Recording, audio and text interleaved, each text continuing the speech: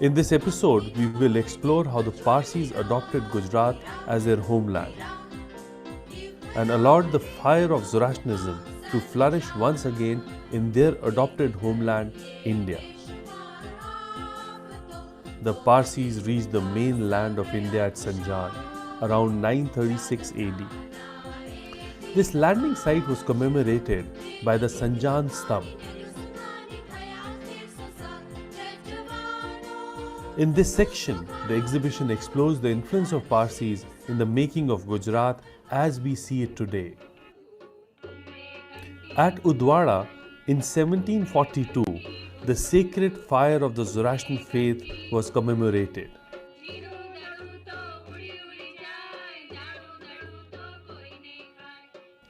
Since the Parsis lost their Persian king, they henceforth regarded the sacred fire as their ruler, and hence the name the Iran Shah.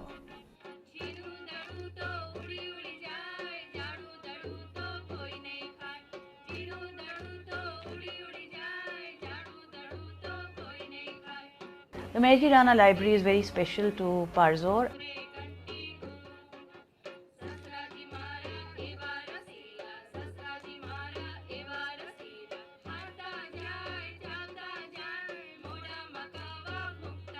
We showcased for the first time the Akbar Sanad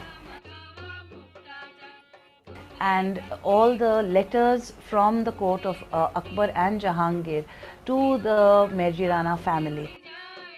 The way in which a refugee community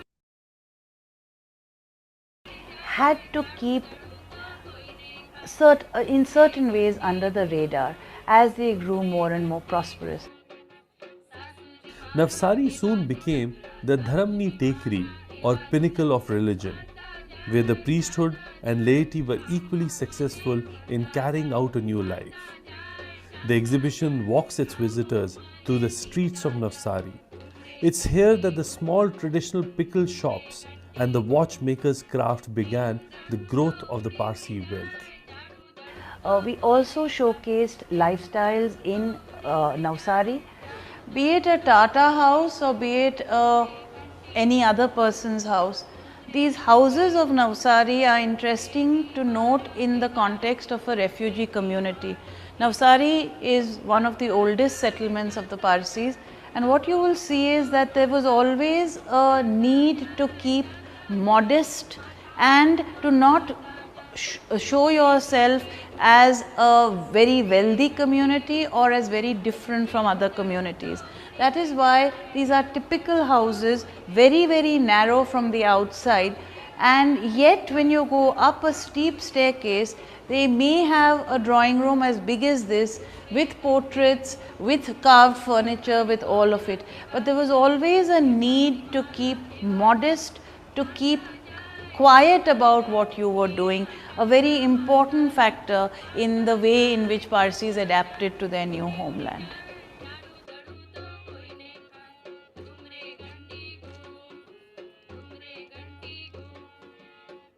A major contribution to the city of Surat was that of a Parsi, Adeshir Kotwal. Adeshir, a Parsi officer, made the city of Surat safe from Pindaris and dacoits. Sardar Maharaj, the founder of the Swami Narayan sect, rewarded Adeshir with his own feta or headgear to honor his effort. This feta, believed to have magical powers, is still venerated by all communities. So we have to remember that the Zoroastrians in India were a refugee culture. They adapted, they mingled, and that is what our Gujarat section showed. It showed things from the first biscuits made in India at the Dotiwala bakery in Surat to the first coins minted by the Aunty family during the 1790 famine in Surat. It showed us the beautiful, magnificent. The exhibition showcased the magnificent portraits of Navroji Hall in Ahmedabad. Sir Navroji commissioned the famous Ravi Verma to paint the portraits of his wife and brother, while he commissioned his own grandson, Jahangir Ji Lal Kaka, to paint his own portrait. The next section covers the migration of the Parsis from Gujarat to the new port of Bombay, where the growth of the city accompanied the dramatic growth of the Parsi fortunes. This section showcased the famous Parsi personalities who contributed to the making of Bombay, from the statue of Lady Sakarbai Petit, who founded the first animal hospital of India, to Manikji Kustanji Shroff, who created trade and commercial enterprise, to the statue of Sir Dinshaw Petit and Sir Jamshedji Jijuboy, who were both great philanthropists. Parsis contributed to the development of the nationalism, trade unions, and the growth of Bombay as a political center for new ideas in emerging India. With economic success, the Parsis kept their religious roots alive. They adapted to modern circumstances by establishing schools for priests, which replaced the traditional joint family trainings. The students of these madrasas learn prayers in Avastan, Pahlavi, Parzat, and Old Gujarati, while also pursuing their secular schooling.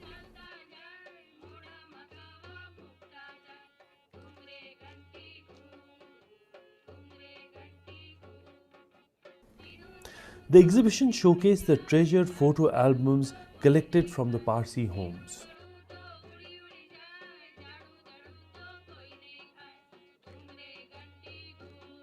These vases, showcasing the cultural amalgamation of the best of East and West, were found in China during the trading expeditions made by the Parsis.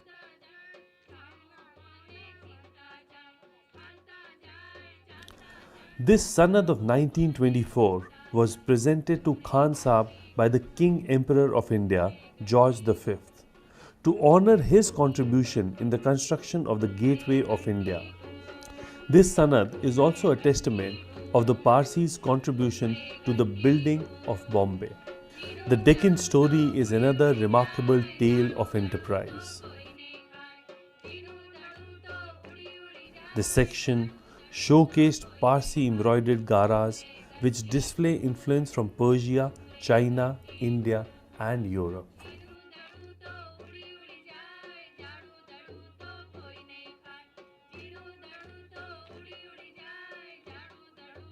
The Deccan is a very interesting way in which Persian lifestyle, Turkish lifestyle, the Deccani culture and the Parsi ethos all mingle together at the court and in the creation of today the states of Andhra Pradesh, Telangana and the rest of that area. So we saw the opulence of the lifestyle as well as the hard work it took in the tracks of Jalna and Berar to create this lifestyle.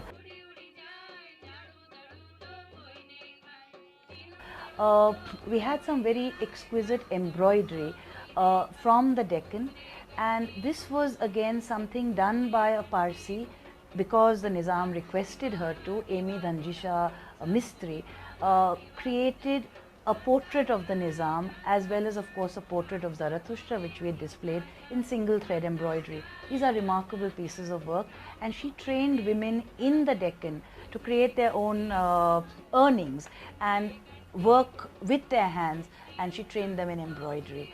The story of the Nizam's portrait is rather interesting. With great joy she presented this portrait to the Nizam, and he told her to take it away because his moustaches should be a little longer. Being a good Parsi woman, she just took the portrait back and never gave it to him again, saying how dare he criticize my work, which is why we can display it over here. This is a gentleman's cupboard. Parsis were well known for their woodwork, and as you can see over here, it is made by Pestanji Palanji Bambot of Bombay. A gentleman was supposed to fit all that he had into this, and you see his travelling kit inside it. A woman of course could have as big a cupboard as she wanted. Deccani acculturation can be seen here in the use of the khazdan, in the use of the ittar, things which were not common in other Parsi settlements. This beautiful gold and silver embroidery has been done by Amy Dhanjisha Mistry. She was asked by the Nizam to educate and help train women to make a livelihood, and she began a school for embroidery.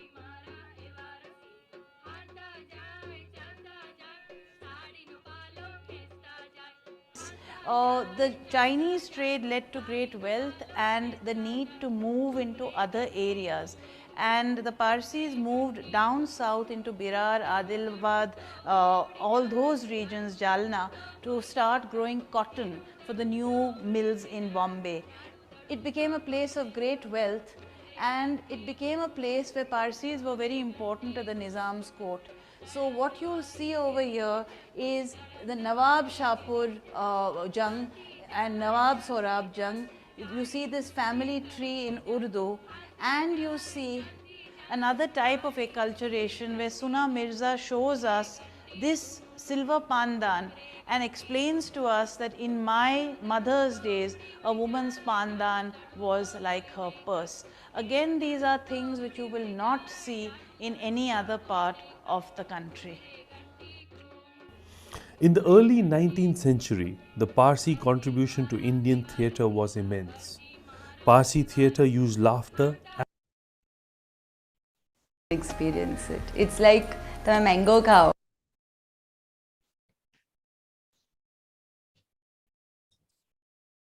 Good evening, friends, and welcome to this session of Friday Forum.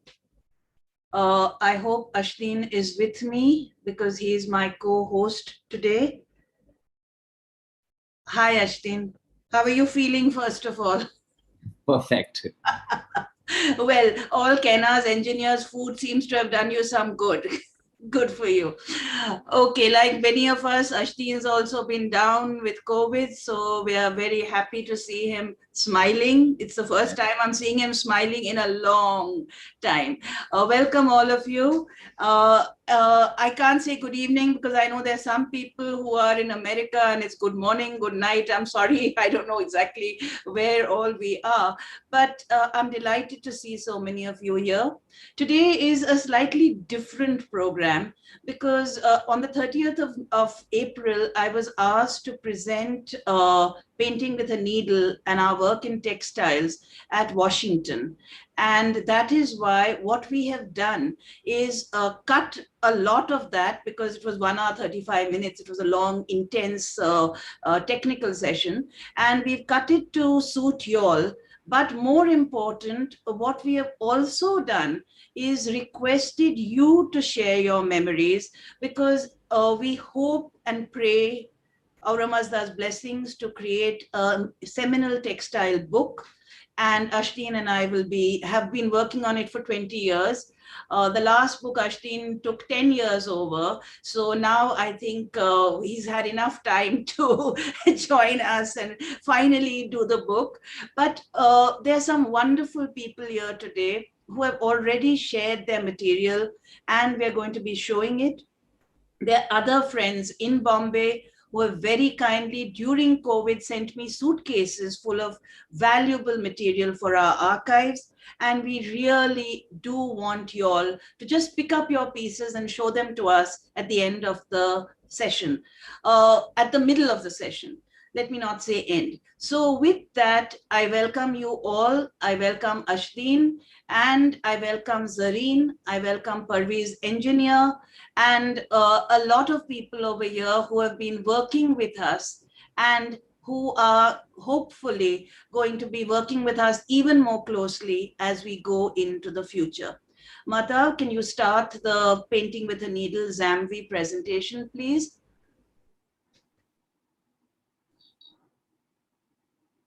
If we could start with slide 1, I'd like to start talking about it.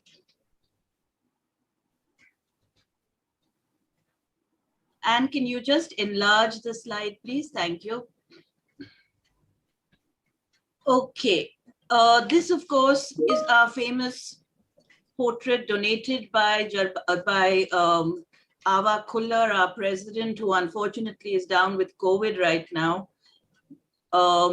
She donated this. It's a portrait of Jarbanu Kanga, her great aunt, who died in Nagpur in 1925. and her husband has this portrait created. It's got real little pearls on it. It's very small. It's smaller, in fact, than the size you're seeing on your screen. But I want to first talk about the title, Painting with a Needle. Actually, painting with a needle is a term used in China, used by the Parsis, including great aunts and my grandmother-in-law. And the whole idea of Zartushti Duzi is something which is well known in textile circles, even in the University of Tehran Textile Division today. What I want you to note is the China, the Iran, and the India links. And I will be talking about the multicultural heritage of what we call Parsi embroidery. Basically, there are linkages which go back to the Central Asian area. And I'm going to be talking today about the roots, R-O-O-T-S, and the roots, R-O-U-T-E-S, of this, I would believe, one of the finest material cultures of the world. The roots include, as you will see from the slides, Mesopotamia, Egypt, and even Semitic cultures. My point over the last 20 years has been to dispel certain myths and give you proof of the complexity of Parsi embroidery. I will be briefly showing you the geographical roots of how it spread across Europe, this type of embroidery, which is very, very fine. And I also want to show you the historical roots from Achaemenian Iran, the symbolism, through the Silk Route into China, and how, very interestingly, this whole art form, I would call it an art form, not so much a craft form, finally returned to its originators through China and into India. These are the earliest samples of world textiles. Of course, the oldest are found in Egypt, in Fustat. And what we see over here is what I've chosen to show you as the Zoroastrian symbols. You see the simurg, you see the ram with the ribbons, if you can see my cursor, and you see from Yasht 14, Vetrigana of the Zoroastrian tradition. Next slide, please. Thank you. Xenophon talks about how Cyrus the Great came into battle with his wearing a purple tunic, I'm quoting now, shot with white. The color combination of purple, always a royal color, and it's a very favorite color of the Parsis. Next slide, please. Thank you. This is, of course, Darius, and these are the immortals in glazed brick at Darius's palace at Susa. I want you to please note the embroidery on the clothing. If you look at it in an enlarged form, you will see the border with the, I will be talking about this, with the roundels of pearls. Next slide, please. I'd like you all to look at this slide a little closely, because I have multiple examples of Parsi textiles and Zatushti textiles, Zatushti Duzi, with the same trellis pattern or with this trellis pattern of the curve. The roundel of pearls, which I will keep talking about because that is one of our discoveries. If you look over here, it seems to have a type of Mithraic figure inside it. This pattern with little figures, this of course is from the Parthian statuary, but we will see this across not only centuries, but across millennia. This of course is the map of the known world at that time. The three Persian empires spread from the Mediterranean into Japan.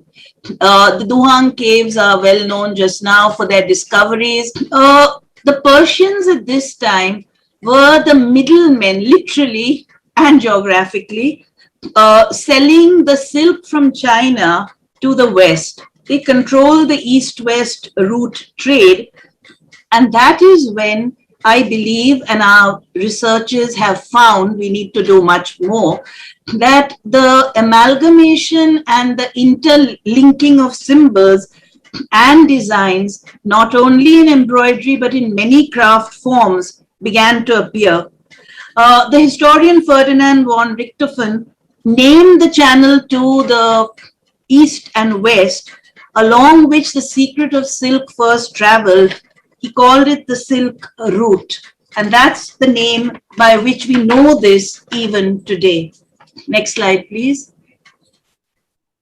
There are many, many stories and legends about this great silk weaving. And it's very important to know that, of course, silk has played a vital role in the evolution of embroidery. And sericulture originated in China. The traditional account, which is a very sweet story, is that silk's discovery is attributed to a 14-year-old concubine called Ziling Lotsu. She was sitting under a tree, very cute story. She was sitting under a tree when a cocoon fell into the cup of tea she was drinking. And while retrieving the cocoon, she literally unwound the secret of silk. The secret was zealously and jealously guarded until another Chinese princess got married to a prince, a Parthian prince of Khotan.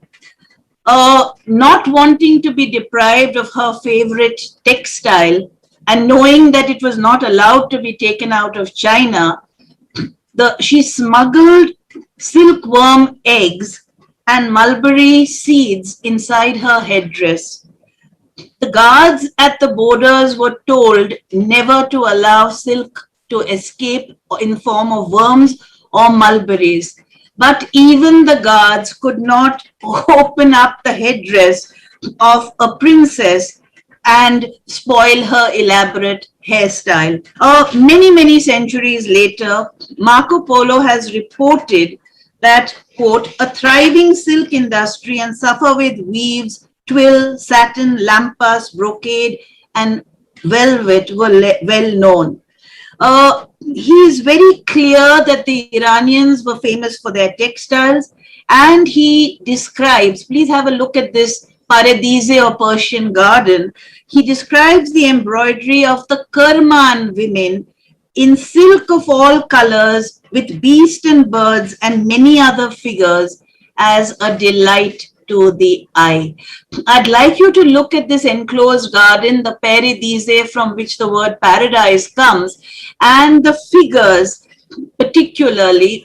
This is in the Islamic period. Please note, Marco Polo traveled in the Islamic period, and Islam normally forbids the portrayal of live figures. However, so firmly embedded was the Zoroastrian tradition that the earlier motifs from nature continued to be portrayed. People continued to be portrayed, not just in embroidery, but in carpets, in weavings, and in all aspects of creativity. Next slide, please. I was very fortunate to have been taken by Professor Almut Hinze to see this magnificent piece of our culture. Professor Ilya Gershwich was a great Iranian scholar. He had a lot of respect for Sir Percy Sykes, who had worked in the field and had traveled extensively across the greater Persian Empire.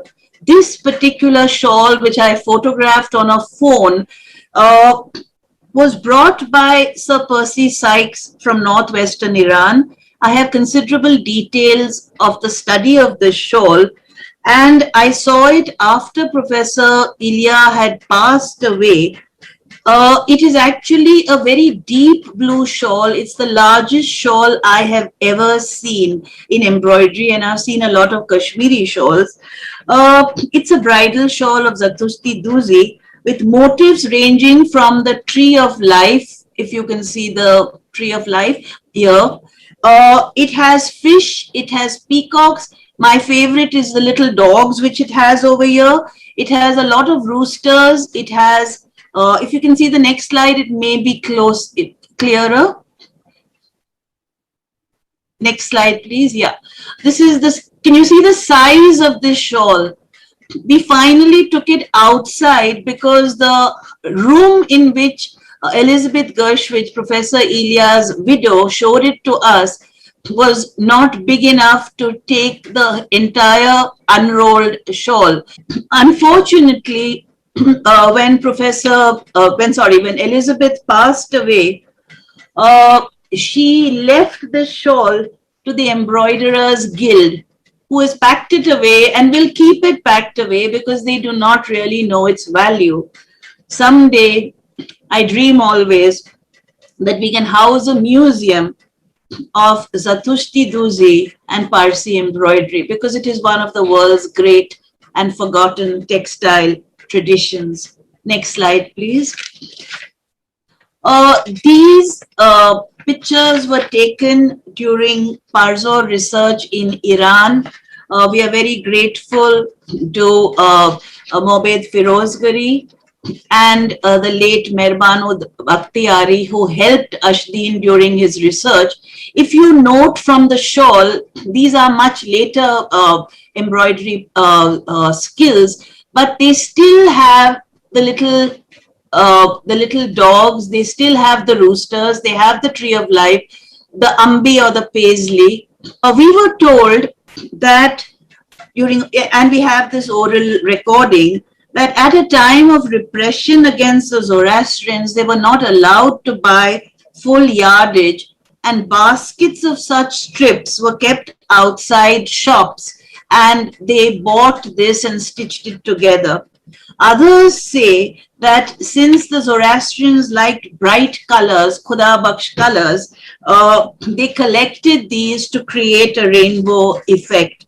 I really need more details about this and would be grateful to anyone who can share details of why we have these strips of cloth at a particular point in Zoroastrian history.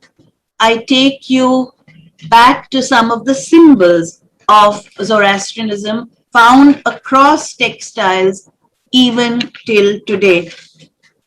The rooster or the bird of Sarosh, which literally is walking in procession across this Ijar, is well known for driving away evil because it crows every morning and the evil is chained up again in Mount Damavand, etc.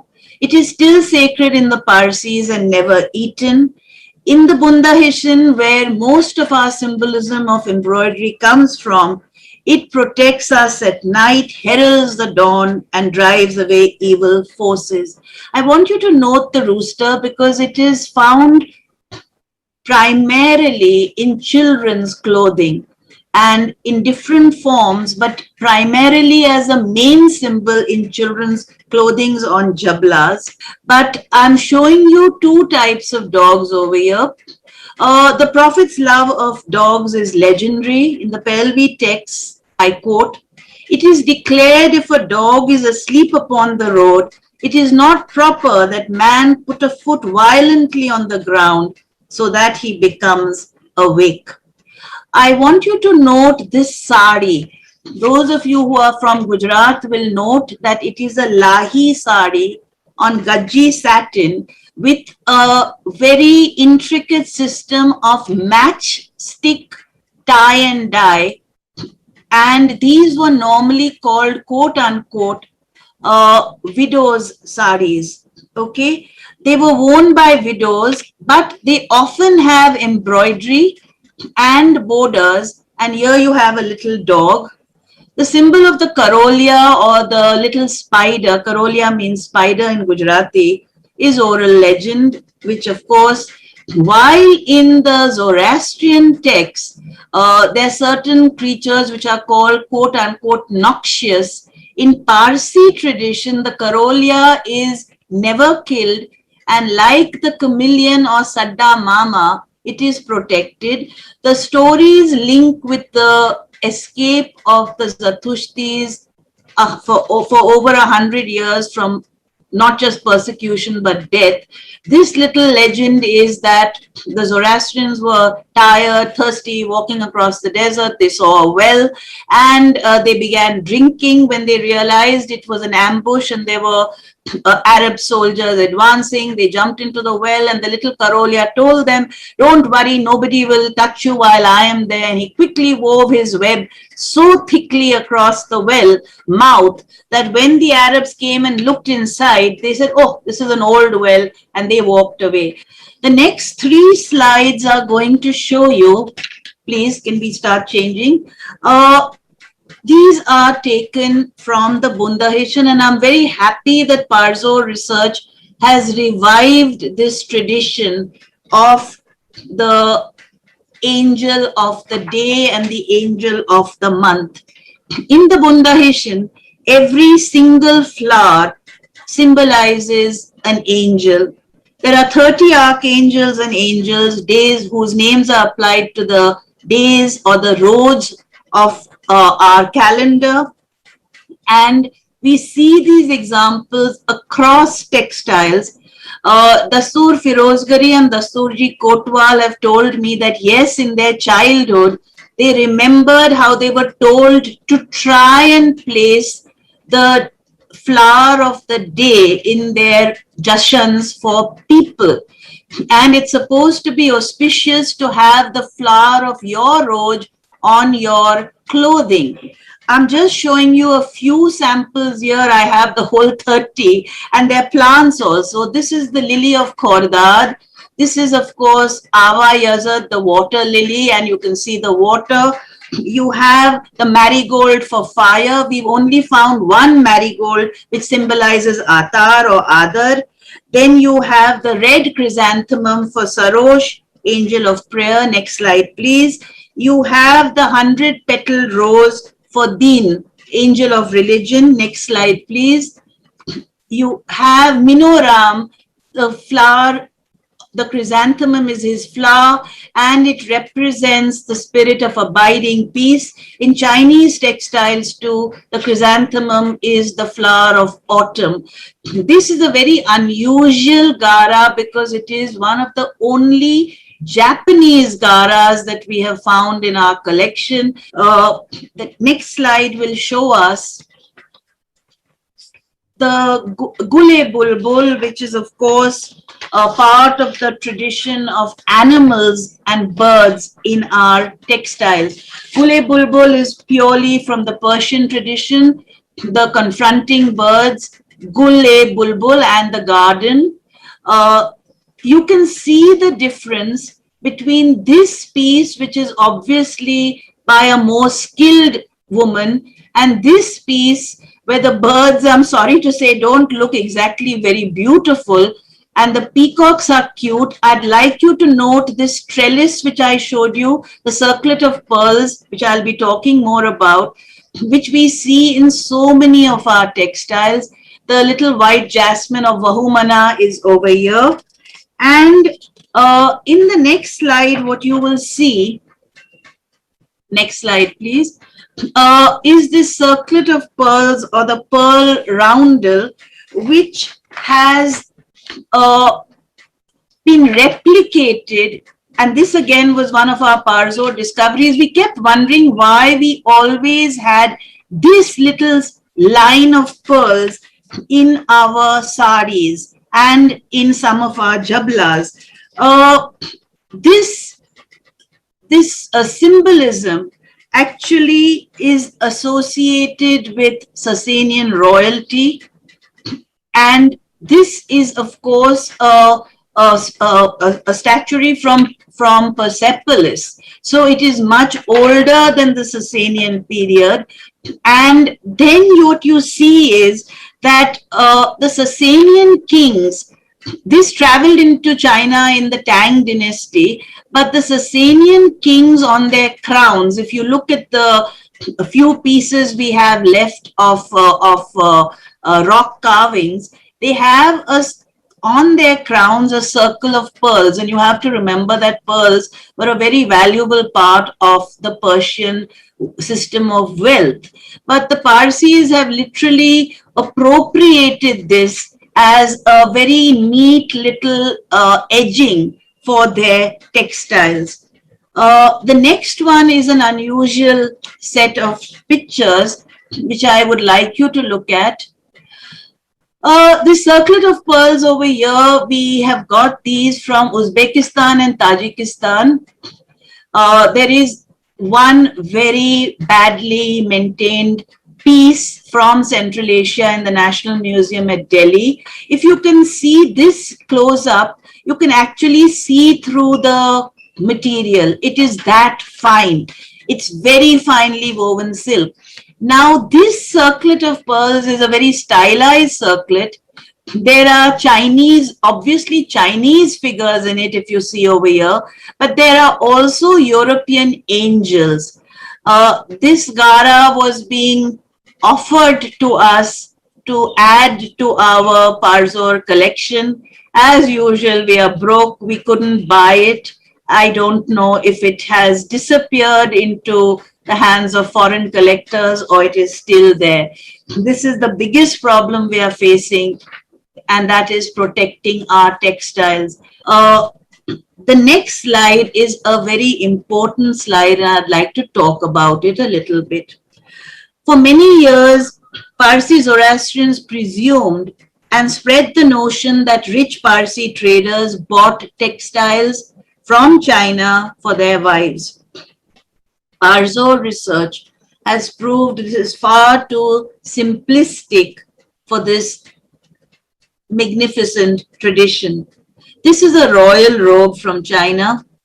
Embroidery in China was symbolic of the station of the wearer, and it had very specific colors. There are golden yellow pieces which could only be worn, the embroidery in gold and the color golden or yellow could only be worn in the emperor's household. This embroidery is perfectly symmetrical. It is really painting with a needle. If you have a bird on this side, you will have a bird on this side. It is also extremely stylized because it is meant to be worn on fitted and stitched garments.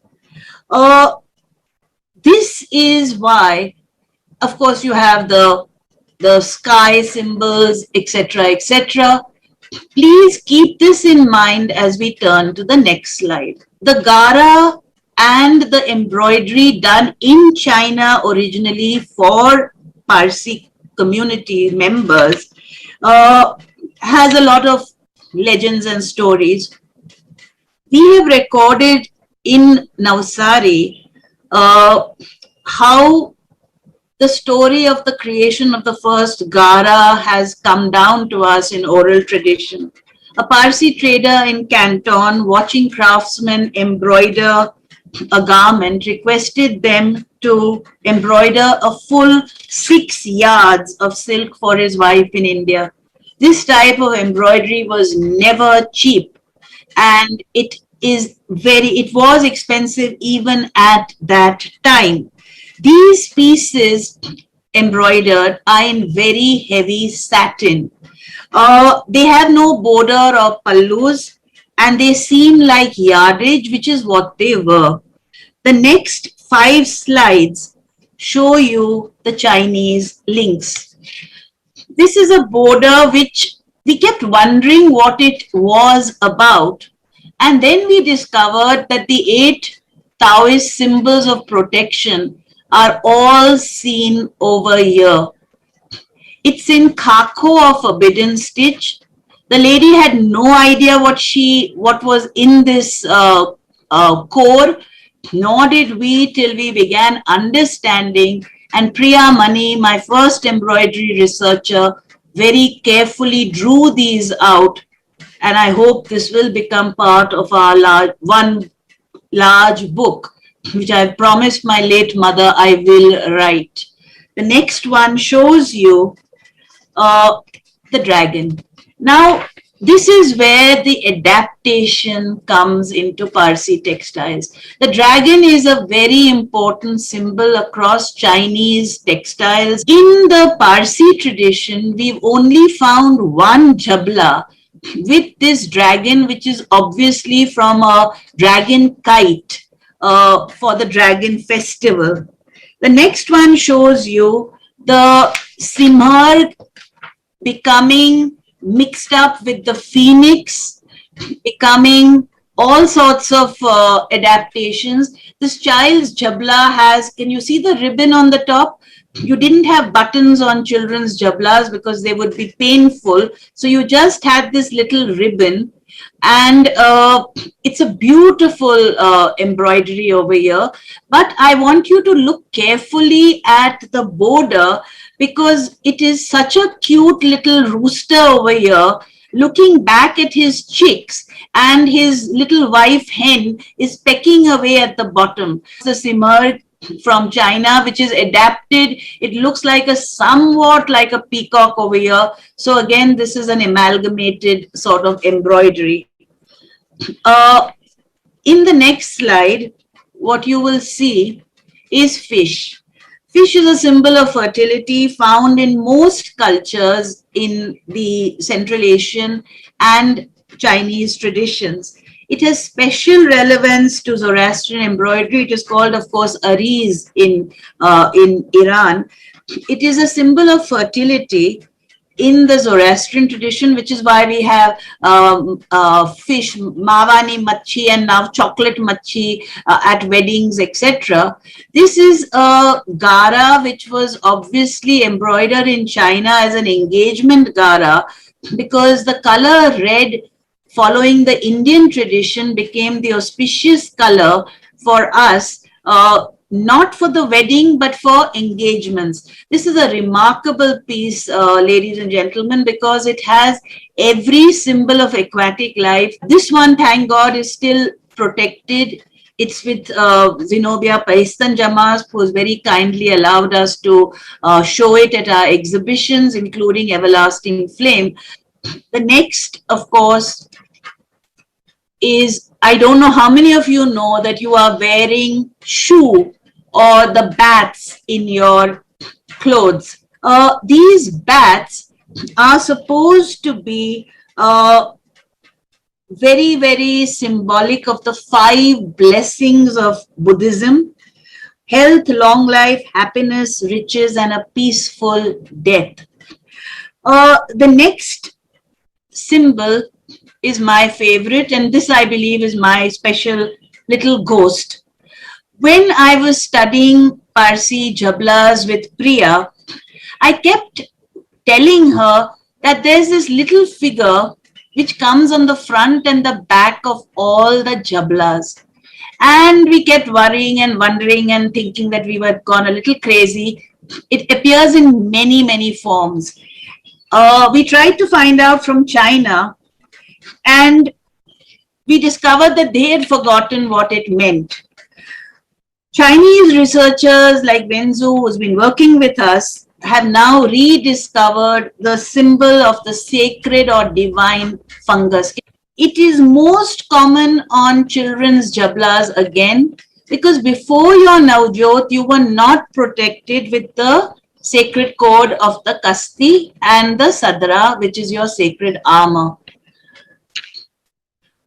Cranes in tradition, the Chinese tradition, are of course representative of long life because and fidelity in marriage, because cranes mate for life. This is an entire Akhi Bhareli Khako sari of the forbidden stitch. The forbidden stitch, please note, is different from Khako in Gujarati means seed pearl. Again, the pearl Zoroastrian tradition from Iran. This Khako stitch is not a peak and knot.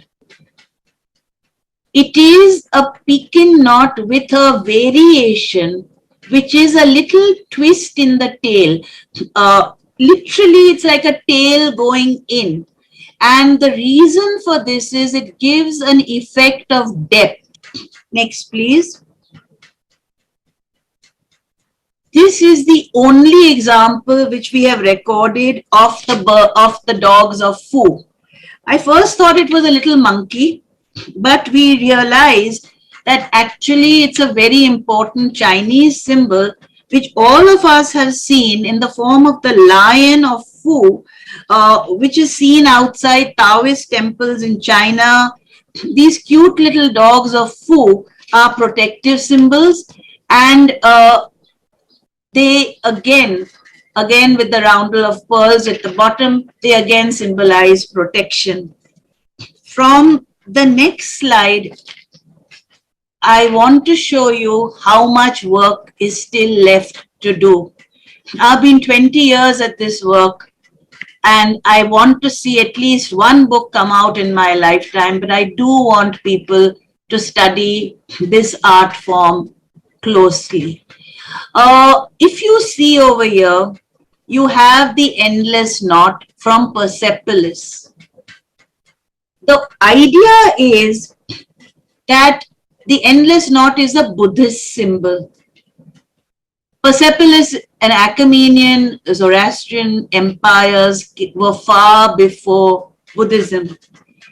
From the earliest times of the Achaemenians till the Chinese influence, this endless knot appears across architecture.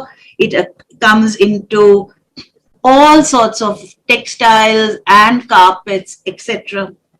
In Buddhism, it stands particularly in Tibetan Buddhism, which was closely linked with the Sasanian Empire. It stands for the eternal cycle of birth, suffering, and death. Buddhism was what replaced Zoroastrianism long before Islam. I do not understand the name, if we have a name for this form in Zoroastrianism, and I need researchers to study this further. This trellis pattern and the curved trellis appears across Parsi textiles. Next slide, please. Chinese embroidery became a fashion statement and a fashion item. For the Parsis around 1700, when the great traders, Parsi traders, Gigi Boy, etc., set up factories in Canton, they brought back saris for their wives, as I've shown you in the Bhikkhu Maneksha Gara. Later on, following adaptation to India, a border or a core developed. Then you had the pallu for the Sida Hat or the right-handed sari worn in Gujarat. However, this is not a Chinese Gara. This is a Surti Gara, and explain a little more. Parsi women began embroidering and taking interest in embroidery when they began living with their husbands in the factory towns around the late 18th and early 19th century. We have recorded this aspect of development. We have got some fantastic photographs, which I don't have the time for, in Hong Kong and China. But how did Parsi women in India take this up? I want you to look carefully at this Gara. I'm sorry, this picture doesn't show the scallops at the end. It has the trellis, it has the peacock, it has the endless knot. Can you see this over here? And at the bottom, there are scallops. On the border, there are scallops. On the pallu, there are scallops. How did this happen? Weaving and embroidery, as we have seen, are ancient Persian skills. As the demand for Parsis, from Parsis grew, and from all Parsis, once the rich began using this as a fashion statement, everybody wanted embroidery and this type of embroidery. Chinese workmen began setting up in Gujarat little factories along the Surat coast and right down into Maharashtra. Over time, the designs became planned by Parsi women If you notice, in China, embroidery is very, very colorful. The Parsi sari began using only white or off-white, majorly only white or off-white, because it matched the long sadra that the women wore outside their blouse. It also matched the lace blouses they adapted from the European tradition. Now, I kept on wanting to study how the Parsi woman started doing Chinese embroidery. I've got a lot of records and on tape, of course, on video. One of the people we recorded is Mr. Bejan Bodhanwala of Baroda. He remembers Chinese ferias sitting on his he was 90 by when we were recording him, and that's 20 years ago. He remembers Chinese ferias sitting on his grandmother's veranda in Bharuch, in Bharuch, resting after lunch. Okay. Please remember, Gujarati Jains would never touch silk because it was upshukan or inauspicious to wear silk because it involved the killing of a silkworm.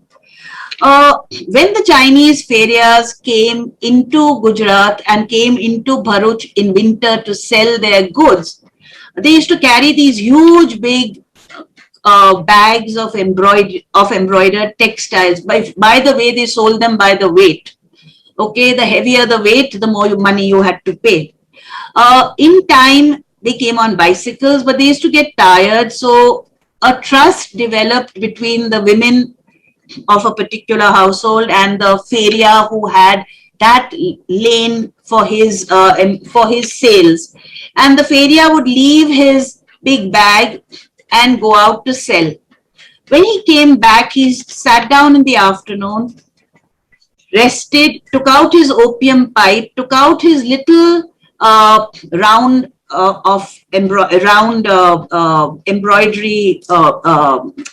embroidery, what is it called, ring, and began doing embroidery. In the afternoon, the women had finished their household work. They began sitting on the verandas and watching these men embroider. Along with their own skill sets, they began acquiring the satin stitch, which, by the way, we then developed into 6 types of satin stitch. But along with satin stitch, the Ari, the Zatushti Duzi, like the bridal shawl which I showed you, and the Gujarati chain stitch, which is called the mochi stitch, all came into our textiles. We kept trying to date Parsi textiles and found in the vaults of the V&A in London the oldest recorded, quote, embroidery by a Parsi woman, unquote. This was on a jabla bought for the great exhibition or the Crystal Palace exhibition of 1851. It is in these archives that we could date our Parsi textiles for the first time, because none of us have kept these records. We don't have a record when a feria comes. Nobody writes down what you've paid or who has done the embroidery. This little note which we have in the records at the V&A tells us Parsi embroidery by a Parsi woman, Surat, 1840 something, and that is how we began dating these Parsi embroideries. This is a remarkable example of multiculturalism. Here you see the Persian trellis, the Chinese paisley with an Indian peacock, and the ambi or the Indian paisley with the confronting birds from the Persian tradition, or the gule bulbul. This is on the pallu of a Parsi sari. There are several Parsi saris with these patterns, and if you see on top, of course, you have the usual birds, but this is a perfect example of multiculturalism. This set is from the early 20th century. It combines Chinese baskets of plenty with European bows, with cutwork. This is on a jacquard. In the early 20th century, late 19th, early 20th century, embroidery for the Parsi woman of Gujarat became a means of economic sustenance.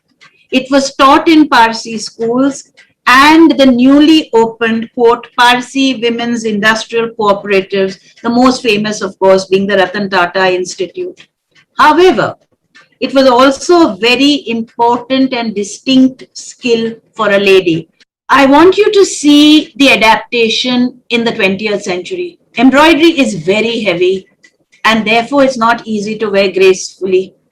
The solution in the 20th century became that you left the part which you tucked in at the back and what you tucked in the front unembroidered, so that you could tuck it in more easily and it would look more elegant. The white embroidery which I talked about was to match our sadras, and this type of embroidery became associated completely in India with the Parsis. We are coming to the end of this whole thing. You are seeing very clearly an interculture of weaving. Chungtai, made in China, Chini Banawat, and at the edge of this, I have other slides, I'm sorry I chose this one, you have it written in Chinese, okay? So obviously there was a trade in Saligaj, Surti Ghat, Gaji, between the two countries, continuing the intercultural forms. The embellishments in Zar Dozi, Zar golden dozi embroidery, real gold and silver thread come from the Deccani, Middle Indian and the Mughal traditions of the court. Parsi women began in the late 20th century, again wanting garas which they had earlier cut up and said, who's going to wear these heavy things? We want French chiffon and chantilly lace. I want to ask a few questions to this audience, and if Zareen Aroz is here, I really want to ask her, because just before her mother passed away, I spoke to her on the phone. Mrs. Karani was a great embroiderer. My own mother, to whom I dedicate all my textile work, was a great designer, and Ashdeen learned a lot from her. She doted on him and he doted on her. This lace has been made by a Parsi lady. This is my niece wearing her grandmother, who was my Masi, her sari for her wedding. Okay, this is the lace done by Rati Bapa Sola of Bombay. But there is a lady whom I am desperate to find out more about, because a lot of my family's wedding trousseaux were made by an Armenian lady called Madame Karosh. If anybody has heard about her, please tell us. The whole idea of Madame Karosh, Rati Bapa Sola, Khoshed Fani Banda, the great Parsi women who constantly kept alive this tradition. The designs of my mother Khoshed Setna, and next slide please, Roshan Patel of Hyderabad, are recorded, documented records of Parsi women and their embroidery. Roshan Patel showed us how she made this exact purse. She taught women of all Indian communities at the Lady Irwin College. Parsi women were the first educators, as Kavita has, as Karishma has proved. I want you to note very carefully over here the writing. Many of our khakas had actually written on it, made for XYZ's Navjot, change the color from purple to pink for so-and-so's wedding, etc., etc., on all their khakas. If anyone has these butter paper khakas, Please share them, share the photographs with us. These are very valuable documentation. Some garas actually have embroidered in them the name of the Parsi woman who did them. We've heard about these garas. We have not been able to find an example of a name written inside the gara. Now I come to the end. Next slide, please. This is our revival. Today we are going back to our roots. At the Parzor workshops, we are working. This is Roshan Rao in Ahmedabad. This is Navsari. This is a grandmother and her two twin granddaughters. It's not a posed photograph. It is a photograph just photographed spontaneously. It's a lovely picture. We are working towards a revival of what is Parsi embroidery. The government, next slide please. The government of India has supported us for almost 15 to 17 years. But we really want, next slide please, we want your help. Next slide please. Parzor Crafts has won international acclaim. We won the UNESCO Award of Excellence both times in 2008 and 2012.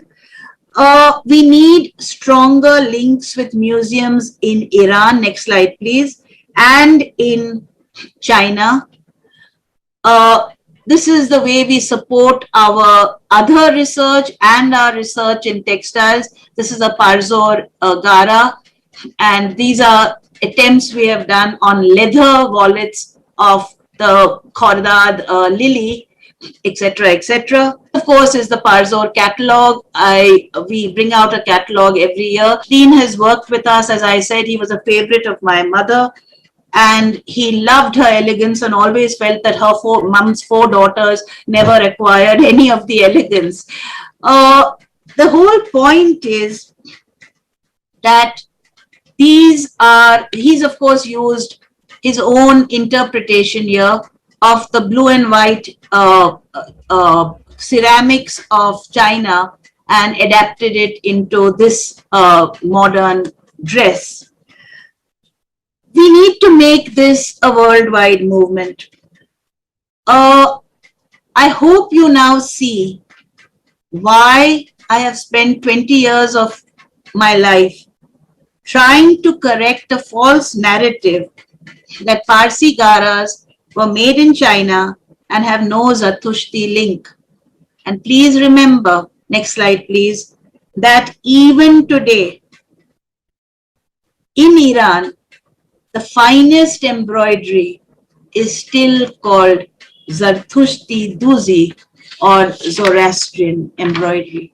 Thank you so much. I hope I haven't taken too much of your time, but I hope you found this interesting, and we need your help. Thank you.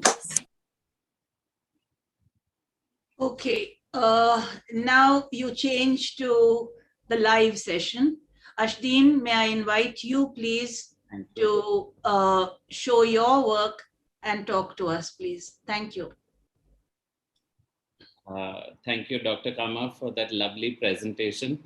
And this has been research which we have done across years, and hopefully we'll be able to complete the book. And over years, I have, after doing so much research, I decided in 2012 to develop my own collection, and my label is called Ashdeen. And I'm going to run through some of the slides to show you the work we do. So this is the kind of craftsmanship we do at our factory, and we work with different techniques to create what I call garments inspired by Parsi embroidery, and where I have been able to express my own viewpoint, and as a textile designer, give a new dimension to Parsi embroidery. So we do, next please. We have a whole unit where we make garments. Here you can see cutting, ironing, finishing, different processes involved. Next, please. This was our first sari. And when I started Parsi embroidery, doing a label, I realized that I wanted to do something which was different from the traditional format and not just copying old textiles. So I also love the cranes, and the idea about such a big bird flying so beautifully and elegantly was something which fascinated me always. And this is a sari which we did in 2012, and it's called the Crane and Lake. This is another part of the collection. So we use butterflies, we mix borders of different widths, etc., to create a range. And as you can see, the aesthetic is completely Parsi Gara, but with a new twist. Next, please. This was our famous sari where we worked with a color combination, like reversed. Instead of white embroidery on red, we did it white with red embroidery. And this sari became famous because Sonam Kapoor wore it in one of the Sanju movie. So and here we had like 300 different flowers which we've used. These are some of the other examples from our earlier collection. And we did lotuses, we worked with chrysanthemums, lotuses, and all flowers associated with Parsi Gara. And as Dr. Cama explained, each flower has a significance, and we have created many saris for brides according to their rose flower. So we also work and research on that. This is a crane sari, which has become our brand. And this was inspired from a traditional kimono where we mix two fabrics and have embroidered the cranes across the pallu. And we've done it in different colors across the years. These are the different examples. Again, on the top, if you can see, it is we've used cranes.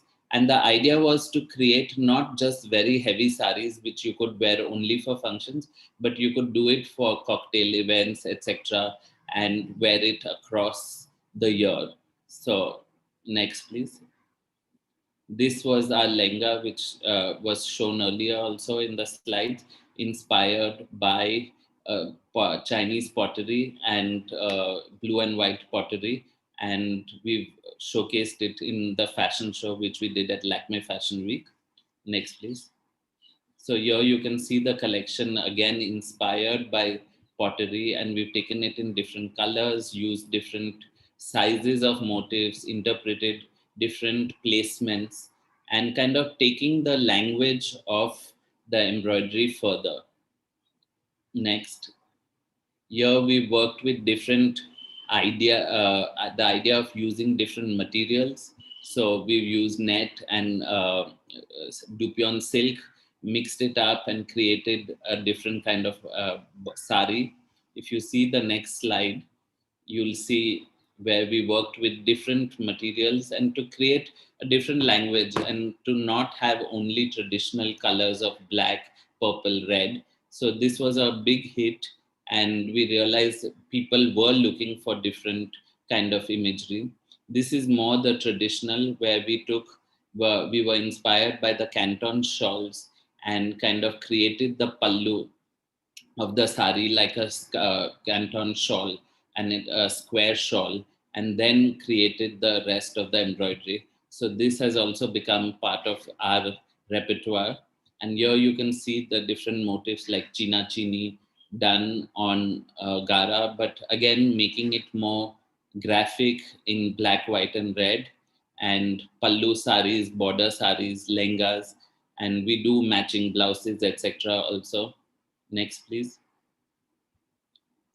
This is the China Chini sari, where we've really done elaborate work on making sure that the figures look very distinctly clear. The pagodas, the architecture, the flora and fauna, which is showcased in this, and the animals, birds, etc., taken forward. Next, please. If you see on the topmost corner, it's a full white sari, which was inspired by a sadra.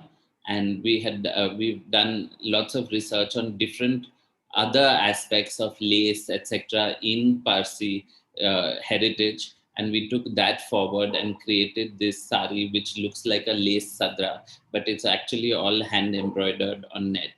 And below we've done a lenga also, and kind of making the look a little more young and fresh for young girls. And our work we do for everybody, so we kind of cater to lots of different tastes across India and the world. Next. This is again, if you see the sari, where we've tried in the pallu to mix a jal design with a booty and something, make it more not the conventional kind of format of a Gara sari. Next. Here you can see we work with various fabrics, and one of the fabrics we started working recently with was organza silk, and we thought maybe it won't work, etc. But it does. It showcases the embroidery beautiful. It's very difficult to work with, but it really showcases the embroidery beautifully. So we work with organza and various other fabrics. This was a Japan collection where we kind of were inspired more by Japanese repertoire of flowers, etc. And as you can see, the model has been styled in a more Japanese context. Next. This is another collection which we did, where we went back to some of the traditional motifs and kind of gave it a modern touch and mixed it with lace blouses. Lace again being very popular amongst the Parsi women. Next, please. Here you can see the sari not being draped too formally and taken. So different organzas, silks, crepe silk, georgette satin, different fabrics to mix and create. And if you see the blue, dark blue, as Dr. Cama was saying, the rooster border. So we take the rooster border and just add a little more twist or little something to make it our own design and make it more fun and relevant to today. Next, please. Yeah, we do a lot of lengas also, and we've been a lot of brides from across India, Parsi brides, non-Parsi brides, come to us for these embroidered lengas. Next. So here you can see it's a mix of embroideries. We've even incorporated brocade silk and from Banaras and mixed it with Parsi Gara. And that is the fun of, creating new things where we can blend different crafts from India. And we've earlier worked with Bandhani, we've worked with Leheria, and we kind of, because Parsi embroidery was such an amalgamation, I think today also it is fun to amalgamate it and create new concepts in Parsi. This was from our latest show in Bombay at Lakme Fashion Week. And here you can see in the center, we've done like a Indo-Western lenga outfit with, there's a kimono at the side and there's another lenga, but with a more modern blouse. So we kind of like mixing traditional and modern and creating a new thing. As here you can see kaftans, jackets, pants. Our collection was called Memories on Cloth, and we kind of wanted to create these different memories of having a border, having different elements put together in one textile itself. And because we do hand embroidery, and we always insist that this is not something which is seasonal, this is something which you can pass down generations, and it becomes automatically sustainable. So it's not something that you will wear once and then leave it in your cupboard. You'd want to wear it again and again and pass it down to your daughters or give it to anybody else. We were invited by the China Silk Museum and to create a gipao, which is a traditional Chinese dress and to kind of interpret it in our own context. So we did a sari kipao, and if you can see from the front, it's a dress with some pleats like a sari, and then at the back it's this big sari pallu, which is fully embroidered. So this was one of our highlights. This is another highlight that Oprah Winfrey wore one of our saris for a shoot for Elle magazine. Next, please. We have been very fortunate that our saris have been worn by some of these celebrities. This is Asha Parekh wearing a bamboo Gara, Wahida Rahman wearing a classic border sari. And this was a very special project which was commissioned by Baman Irani, where we embroidered a shawl for Amitabh Bachchan. And in the border, it has his name written in various languages. And in the center, it has embroidery, Parsi Gara embroidery. And this was done on pure Pashmina silk. So extremely, extremely difficult to embroider. But we did very accurately the name and the design. Next. I think that's what we kind of wanted to showcase and show what we do. So we'd be happy to take questions, and now I think Dr. Cama would. Yeah, thank you, Ashdeen. Thank you so much. That was really a lovely thing to see. You'll have to excuse me because my dog has decided that he's had enough of me sitting in front of the computer. But I want to invite Zareen Aroz to please talk about her mother and show her collection. Zareen lives in Boston. Just before she passed away, her mother made her phone up and introduce herself to me. Mrs. Alu Karani was a great embroiderer, and she has done some magnificent work, which is with Zareen. Thank you, Zareen, for joining us from Boston. I don't know what time in the morning it is, but God bless you. And this is Alu Noshir Karani, General Karani's wife, and her work is exquisite. I hand over to you, Zareen, to take us through. Thank you. Thank you, Shernaz and Ashdeen, for the great presentation. Actually, today things seem to come full circle because it all started with a call from Shernaz to my mother, who called me all excited. It was only 2 weeks before she passed away.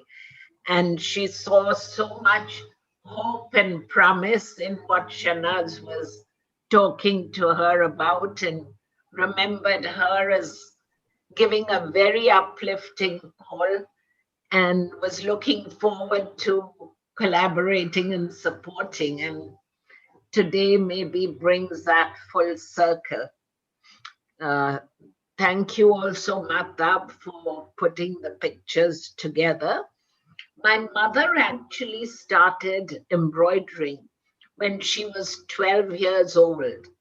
And between the ages of 12 and 26, when she got married, she did 26 gorgeous borders, including some with Jari. I don't have them, thank you, all with me. But if we can go back to the old slide, the last slide, please.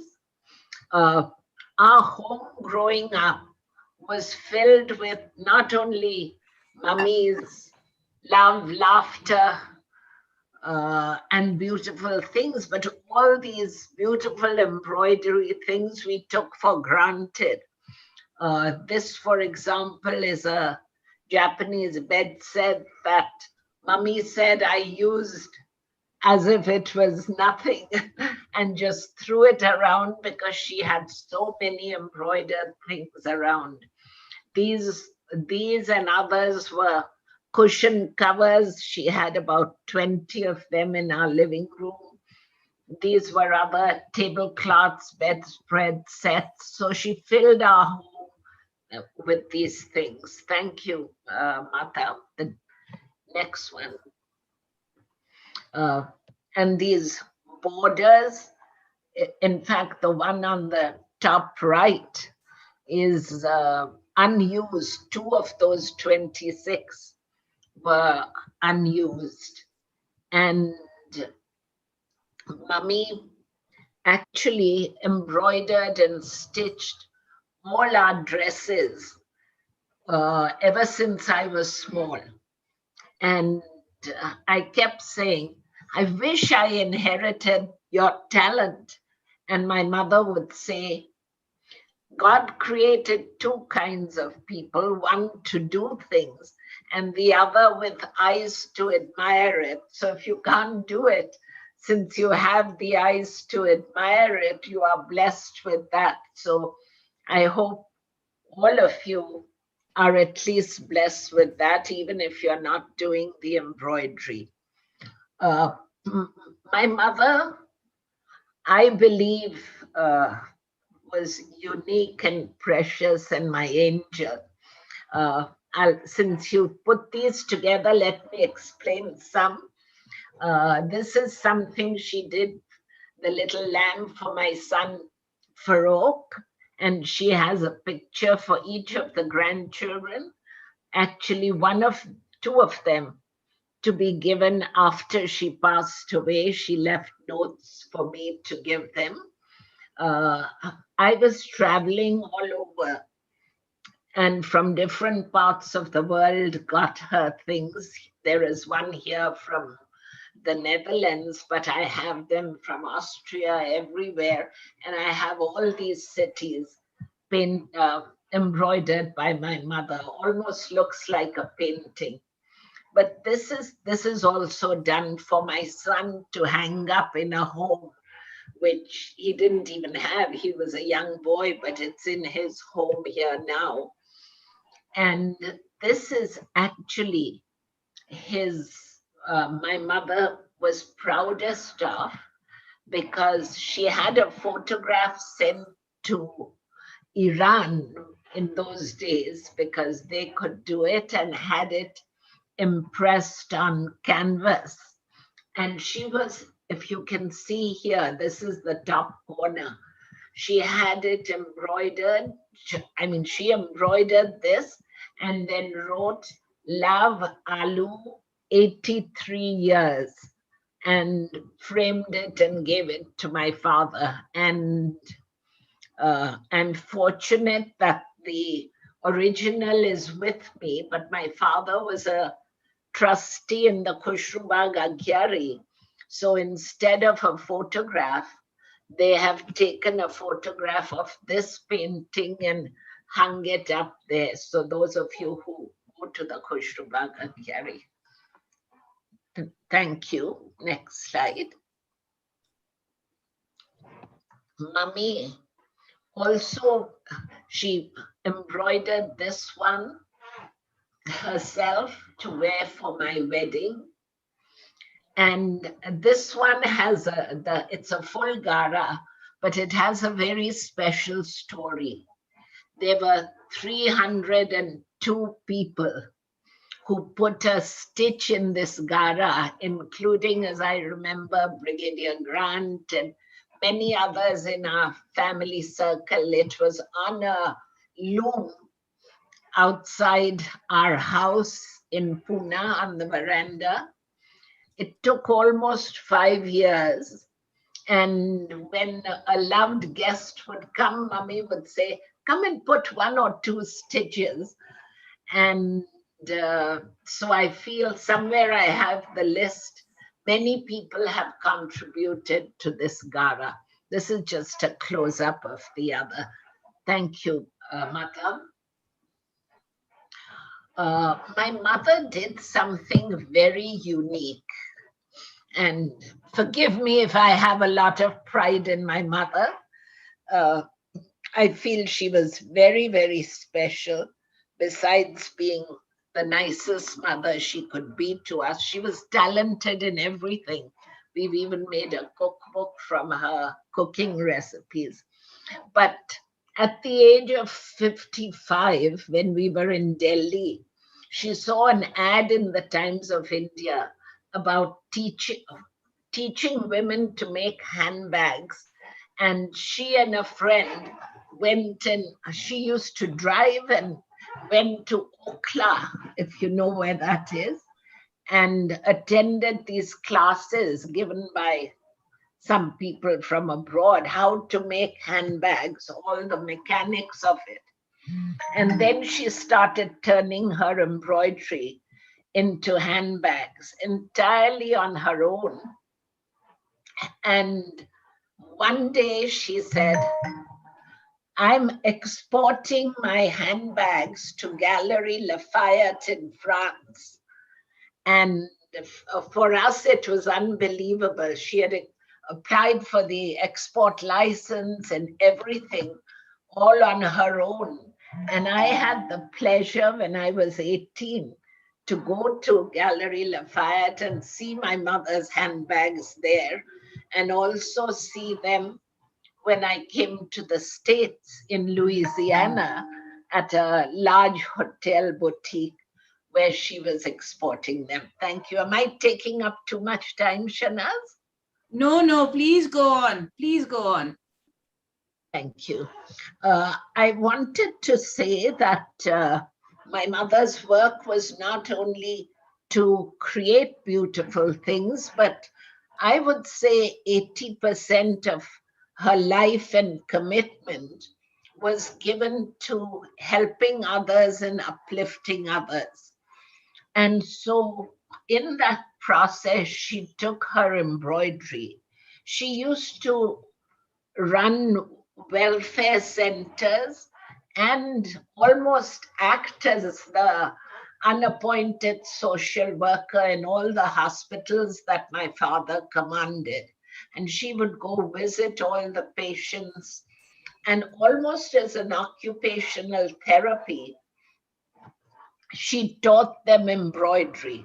So many soldiers and even officers have learned embroidery from my mother when they were in hospital. But I want to tell you one unique thing. She also went to the Artificial Limb Center, and there was somebody there whose hands had been cut off and or lost. And so Mummy, of course, went and visited him and said, I'm so sorry, I'll, give you other things. I can't teach you this embroidery. And he said, why not? I can hold the needle in my feet. And so Mummy helped this man to hold the needle in his feet and do embroidery, and she would sell those in her welfare center and help these people get some more money. I could go on and on, but I know I've taken up a lot of time. I just wanted to say that my mother was very, very special. She excelled in everything she did, including dance, ballet. We went to ballet classes together. We have a cookbook of all her work. And I'm very grateful to Shernaz for this opportunity. And if I see correctly, I have a dear friend coming next whose work I see here, and who is also a very, very special lady. And maybe I've always told her we are such good friends because she reminds me of my mother, which is the biggest compliment I could give. Thank you, Shernaz and Bata, for this very special opportunity. I think Mummy must be looking down and smiling. Thank you so much. Thank you, Zareen. And thank you for introducing Parvez Engineer to me. I met her in Kanpur many years ago. I know her daughter, Shernaz Engineer, very well. And I am so delighted that you told me that Parvez is doing embroidery. Parvez, can you please unmute and come on and tell us what inspired you? And I'm waiting for all of you to please join in and tell us about your embroidery experiences. And I know Karishma learned on a piece of tissue paper. Hi, Parvez, lovely to see you. Please talk to us about your embroidery and experiences. Unmute. Unmute, please.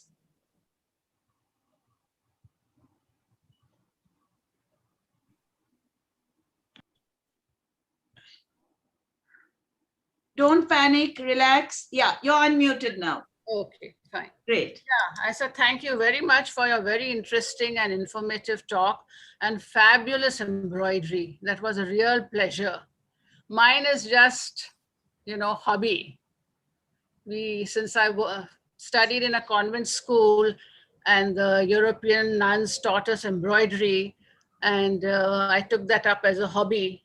And later on, after the children grew up, I had a lot of time on my hands. So I just started doing pictures and making linen and hand towels and baby frocks and all that.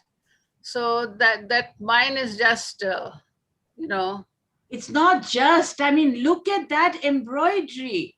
Parvez, look at those lilies. I haven't seen that picture before. yeah, this I just finished during the pandemic time because this was a very, very intricate picture. Wow. Yeah. Wow. Look at it. Is it in petit point? It's sort of, no, it's a cross stitch actually. My God, it's fantastic. Yeah, it took me a long time, but finally I said, okay, since I've got so much time on my hands, let me just finish it off. So that's not framed yet. Oh, it's fabulous. It's fabulous. Please, everybody unmute and join and look at her and admire her. What else do you have to show us, Parvez? I don't know. In fact, it took me by surprise when suddenly you asked me to come up on this, and I was not prepared. So whatever I had on hand, I just. Okay, great. I have We're going to have a show with you and Zareen. Okay. May I just ask Rashna Pauwala if she's here to show her face, and let me say a big thank you to her, because during the lockdown, she and her sister have sent me a fabulous suitcase of exquisite embroidery. And I know Roshan has asked a question. Dadi keeps asking, what are you going to do collecting all this? Well, we are hoping and praying we have a museum someday, but we do want your memories. We do want a photograph like the one you've just shown us, Parvez, because it shows that this art is still in our hands. We are still painting with needles. You have just shown us a painting. It's nothing less than a painting. Rashna, are you here? Can you unmute, please? So I have seen Parvez Auntie's work. Okay. Okay. Because my sister is married to her son, so small family. Okay. Okay. So I've seen, and it's very painstakingly done. And she has, over the years, whenever I go to Farzin's house, all the towels, all the napkins, everything has very cute embroidery done by Parvez Auntie, and it's very personal, and it's so a lot of work which has been done in lots of houses. I wanted to, and we've seen across the years that it was personal, done with a touch of family, adding a name, adding a favorite motif, and these are the things we need to document and see how people have developed slowly over the years. And so it's wonderful to see Parvez Auntie's work. And I had also not seen the lilies. So they are really well done and beautiful. One that I got from Dubai. So yeah, it's taken me a long time. It's really lovely. Like the lace one which she has done, that's fabulous. Even the shadows have been embroidered, It does not look like a embroidery, it looks like a painting. Okay, can we then if you can see that, but this is what Parvez has also done. Oh, wow. So there's a Z for you, Zareen. Yes. Okay. Okay, that's great. A lot of my stuff as gifts to everybody. That is the only thing I can do, so people can remember you by. Mahavash, you're showing us something. Please unmute. Let us see your faces and let us see your embroidery. Can we focus on Mahavash, please? I'm Farzan's cousin from Danu. Okay. Now I'm London based. Oh wow. And okay. This is done. Look. This is what's done. Yes, we can see it. That's lovely. Thank you. This is another thing that I have something else. I don't know, with some little bit of beads along. Okay, now if y'all can all tell us, each one of you, as you open up, how did you learn this embroidery? How many of you, somebody says they remembered seeing the ferias. I think it was Shernaz, Ashdeen. Yes. Yes. Okay, let Mahavash just show us her work, and then Shernaz, will you talk to us? And please come on, Rashna, because you have given us so much. I just want to say thank you in public to you, because we are collecting material. We don't want it going to kabadiwalas. We don't want it going into museums where we'll never see it. Please, Mahavash, is there anything else? Can you show us, please? Tablecloth. The tablecloth, it's with eight segments, and Okay. this is it. Oh, This is the serviette. okay, that's pretty. And the lace is handmade, or you? No. Okay. That's a lace. Okay. And I learned from my mom, who used to go to two sisters used to be there at Grand Road, and she learned from them. Okay, now this is what we need from you all right now. Please, the discussion is open. I can see Mayor Pauwala. Can you please come on and just tell us a little bit about that pink wedding sari you have sent us? Yeah, I wrote to you about my Masi who owned whose wedding sari it was. And I really don't know who made it. I just got it after she passed away. And it is a beautiful sari. I only wore it once, and it was so fragile that, it got torn a little at the shoulder when I pinned it up. But otherwise, it was a beautiful sari. But I've got some other things that I can send you. No, thank you. After the lockdown, you took a lot of trouble sending that to me. God bless you. Ladies and gentlemen, please give her a big hand, because her donation to the Parzor Textile Archives is magnificent. Seriously. You're welcome. You're Thank welcome. you. It's a pleasure to give it to people who appreciate it. Roshan, Revetna has asked us about what do we do with our textiles. Ladies and gentlemen, we all have fabulous stuff. As I told you all last time when I was talking to the Washington group, I have things under my beds right now because we were waiting to get them photographed by Google. And that means being able to see every single thread in a Gara, including the actual fabric. So please tell us, does anybody know about Madame Karosh over here? Has anybody heard of Madame Karosh? Anyone from Bombay? Anybody who remembers or heard of, I mean, I'm 60 now, and that was mom's wedding sari, so that was another 50 years earlier. Yes? I have done a little research on her. Yeah. And, so she was Armenian, and she had a workshop in Nepinsi Road. And she, some of her pieces have been documented.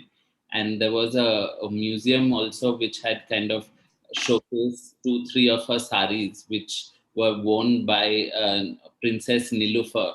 Okay. So there is some, but there is very little here and there, bits and pieces.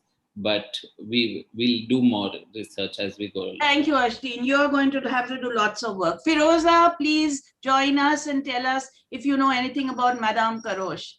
She done some saris for mom and possibly mom's sisters as well. Mary and I are going to try and find the remains of those saris, because unfortunately they were done on chiffon and they're all falling to bits. That's the problem. But if we have them, I'll definitely send them across to you. Someone is trying to share a photograph. I don't know if we can show a photograph. Is anybody else over here who knows, who knew Bapsi, Rati Bapa Sola? I was hoping that we had Binaifer here or any of the family over here. Does anybody remember Rati Bapa Sola's work? The two ladies, the two sisters from Beach Candy, right? They lived in Beach Candy and they did the sari like your niece is wearing. Yes, yes. Who is that speaking? Sorry? That's Mavash, Mavash. Okay, Mavash, tell us about my sari was exactly like that, similar. And she had done it. And she had done some other yellow sari, which I've gifted to a friend. Okay, so if you would please be good enough to just put it down on a WhatsApp or an email and send it to us. And if you can find pictures, it would be wonderful. Okay, anybody else who would thank you, anybody else who would okay, Vanshika has said this is the letter. Okay, can you show? Okay, this the Zenana embroideries was actually started, the Zenana stores were started in Hyderabad by the Parsis whom I talked about, and the lady who made the portrait of the Nizam, and her embroideries are absolutely fabulous. We've displayed them. Are any members from Hyderabad over here, or is her family here? Anyone? I think I saw Zareen enter, Roshan Patel's grand niece. Roshan Patel was the lady. If you're feeling well enough to join us, could you tell us a little more, please, Zareen, about the embroidery of your aunt-in-law? Anyone? Are you feeling up to talking? I know you also been unwell. Mayor or contractor, I can, yes, are you here? Rosh, are you here? Dadi had a question. Okay, please read it. I can't see all the questions. Yeah, hi Dadi, we can see you. Unmute please, Dadi. Well, it's been going on for years, this question, the term Gara. Everybody's done beautiful work, beautiful research. Where does this term come from? Okay, Ashdeen, you take that. So we have been, like I said, we've got various different views and we've not got a definitive answer. But one of the things we've found in our research, Gara, as in to sieve or whatever. So the fabric was so light that it could be sieved through. And that kind of somewhere came into the terminology. But we don't have a definite written historic documentation of where the actual word has come or what it has come and how it became popularly known as Gara in India, because definitely it wasn't known as Gara in Canton and China. But the other point which I would like to raise is that the gala is also the actual case in which you do the embroidery. The gala of, or what is called what is it called? Karchob. Karchob. No, Karchob nahi. It's called in it's the name for the wood. What is the wood we used? The frame. Gala. Yeah, the gala in which we do the embroidery is the place inside where you fix the actual tightly wrapped, actually stitched on cloth. Otherwise, your stitches will break, Dadi. Also, can you hear me? Yeah. Also, some years ago, I had a Singaporean puppeteer, and I showed him some pictures, and he said that this sort of tight-fitting jacket blouse that is worn in Malaysia and those areas is called a Gara. He said that. Now, I haven't found any reference to that, but he mentioned that we call that a Gara, which is a sort of a tight-fitting woman's blouse with an embroidered border in front. I don't know. Okay, I want to show you. I want to show you something else, which I was told. I am not sure. The metallic green turquoise is beetle things on top. I don't know if you can see it close. Oh yes, we can. Oh yes, we can. That's lovely. Can we go back, Dadi? Can you just show it to us again? Yeah.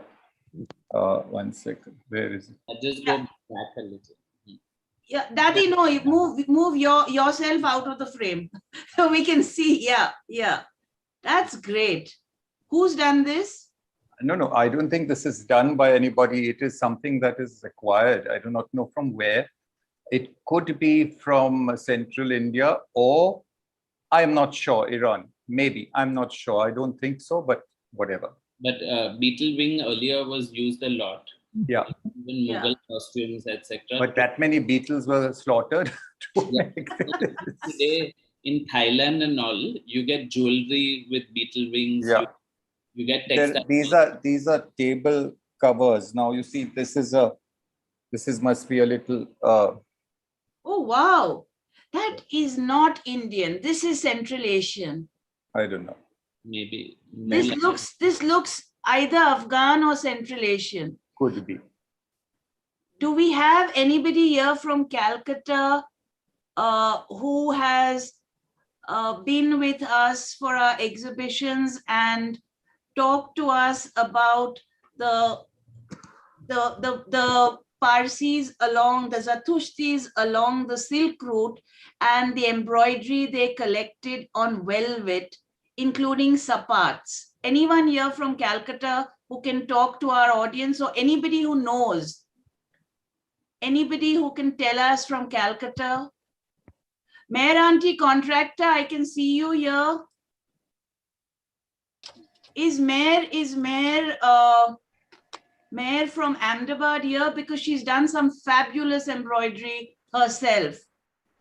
Meru Cama, are you here? No, unfortunately not. Anything else, Dadi, that you'd like to show us? No, I don't have anything right now. No. You have some very beautiful topis with cameos on them. Can you talk about that, please?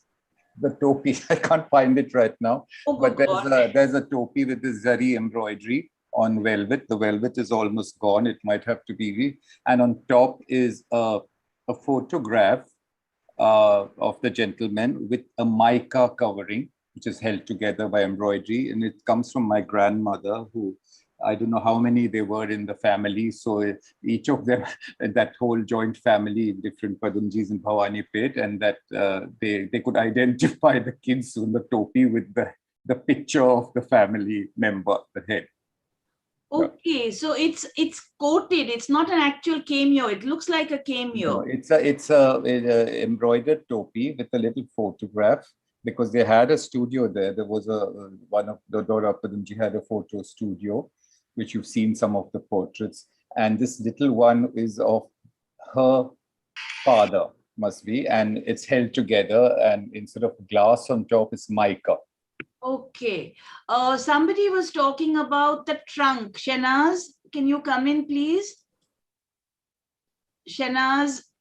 Yes, I still remember we used to stay in Rustomberg, and these Chinese people would come with a huge trunk, and they would squat in we had 3 flats on one floor, and he would sit in the center, and all 3 neighbors would come out and pick up the saris and see them and buy them. So I must be around 7 years then. So I'm talking of 60 years back. Okay, okay. Roshan Rivetna, please come in and talk to us. You have done so much work on the Zatushti tradition. You've been editor of Fezana for so long. We need your wisdom. It's too big. Thank you, Shernaz. I am a firm admirer of the work you do. And I really am just wondering, I have so many beautiful saris and garas and handed down from my parents. And just wondering, what to do. What do we do with the stuff that we have? I know when I was growing up, you were talking about the Chinese man that came to our house. But I remember, what do you call them? He came with Pyrex dishes. And my mother and my grandmother sold beautiful cores to him, old cores, Oh no. in lieu of getting Pyrex dishes, which were Oh very dear, dear, dear me. So they I used know. to come and pick up cores and rasli saris in lieu of nice Pyrex dishes for making. I'm so glad you used the word asli sari, because Yes. that word asli is a very traditional word. It means authentic, genuine. And Yes. I think asli garo, that was Chinese. Iyano surti garo meant it was Parsi. But my whole point is to prove, because for too many years we've just thought, well, we went to China, we were rich, so we bought tapestry, kapra, and we just used it. No, it is not that. Parsi embroidery is much more. The dream, of course, the dream is to have a museum, at least of textiles. A Zatushti museum would be a real dream come true. I don't know how. I'm getting old, and that's why I want younger people to come in. And I don't know how we'll do it. I really don't know. There is that Alpaiwala Museum in Kharigat Colony. Why can't you share it? Because it's not really put to use. I mean, it's not used to its maximum. I know, it's far too small for the things we have. You know, just my personal textile collection and inherited textile collection would take up the whole space. Okay, Shernaz, yes. May I just builders? I'm sure they. Oh, hi, Parvez, come in, please. Yeah. I'd just like to show you a shawl that was given to my father-in-law's father. You know, during weddings, all the senior members of a family would be presented a shawl. And this is not used at all, but look at can you see the embroidery on it? Am I? Yes, yes. Just take it a little further back, please. Yeah, perfect. Now, can you see this? This is something that's written by the weaver. Okay, this seems to be in either, it doesn't look like Farsi to me. It's Parsi 22. Okay, can you just take it back? Yeah, thank you. And whose name is written? Is it your grandfather's name or is it the weaver's name? No, I don't know whether it's a name or what it is.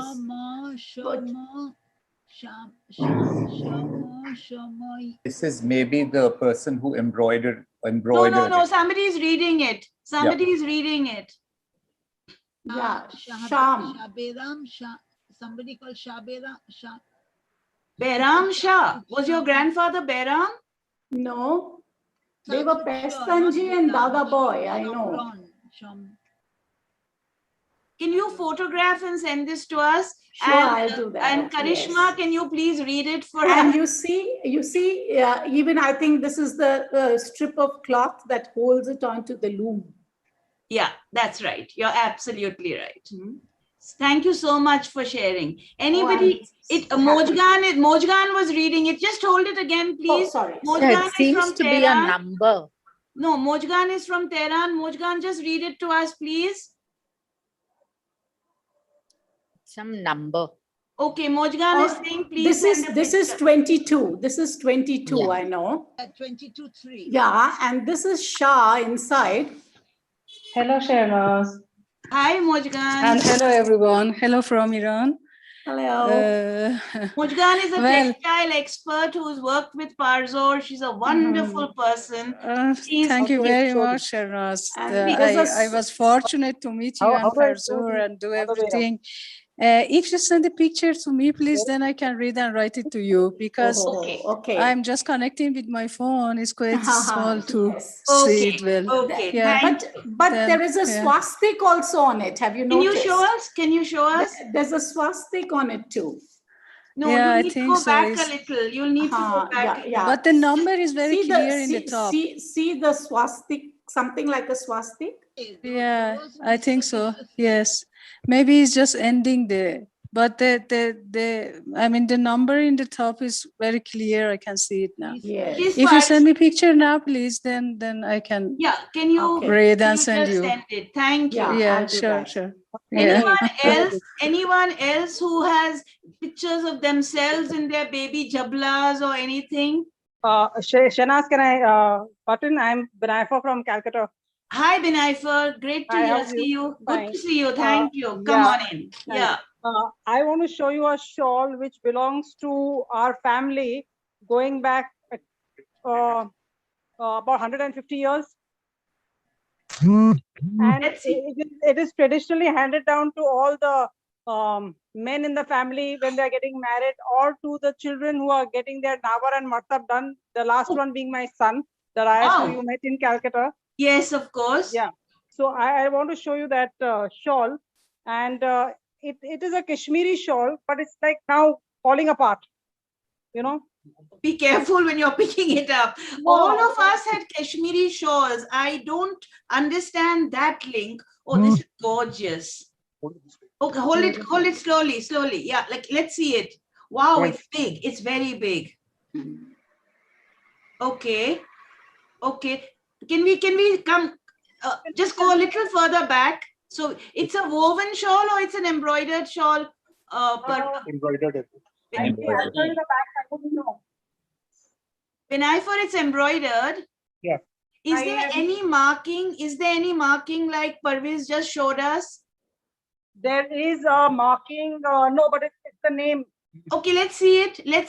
Mojgan, can you keep looking, please? I'm sorry, I know you're on your phone. It's in Gujarati. Oh, wow, that's interesting. One second. Oh. Just hold it up and just keep it still. Can somebody take a screenshot, please? I don't know how to do it. No, higher, please. Higher up. Higher. Yeah. One second. No, a little more.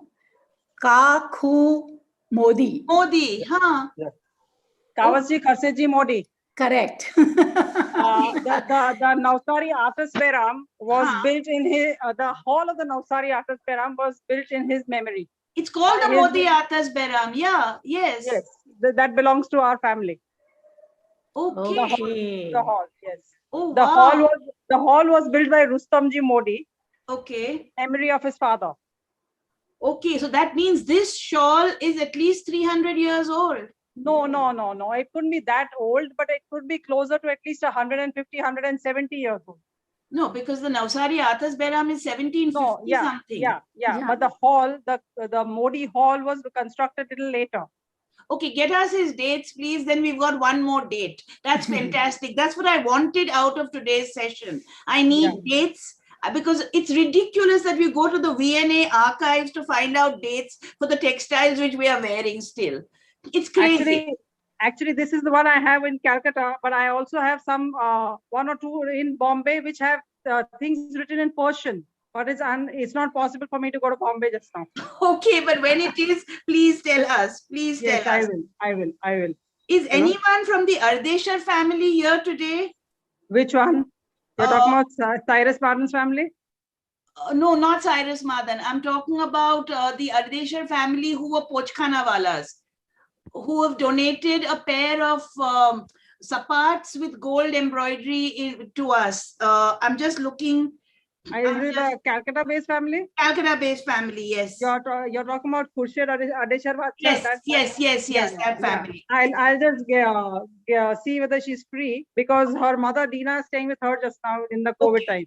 Okay, then don't worry her, but because they have kept their records, including the records of their being the trade people who kept the inns. The Pochkhanawalas were the innkeepers along the entire silk route. Okay. So that's why I was wondering whether some of this embroidery is Afghan, including your pieces, Dadi, because your family is also very, very old.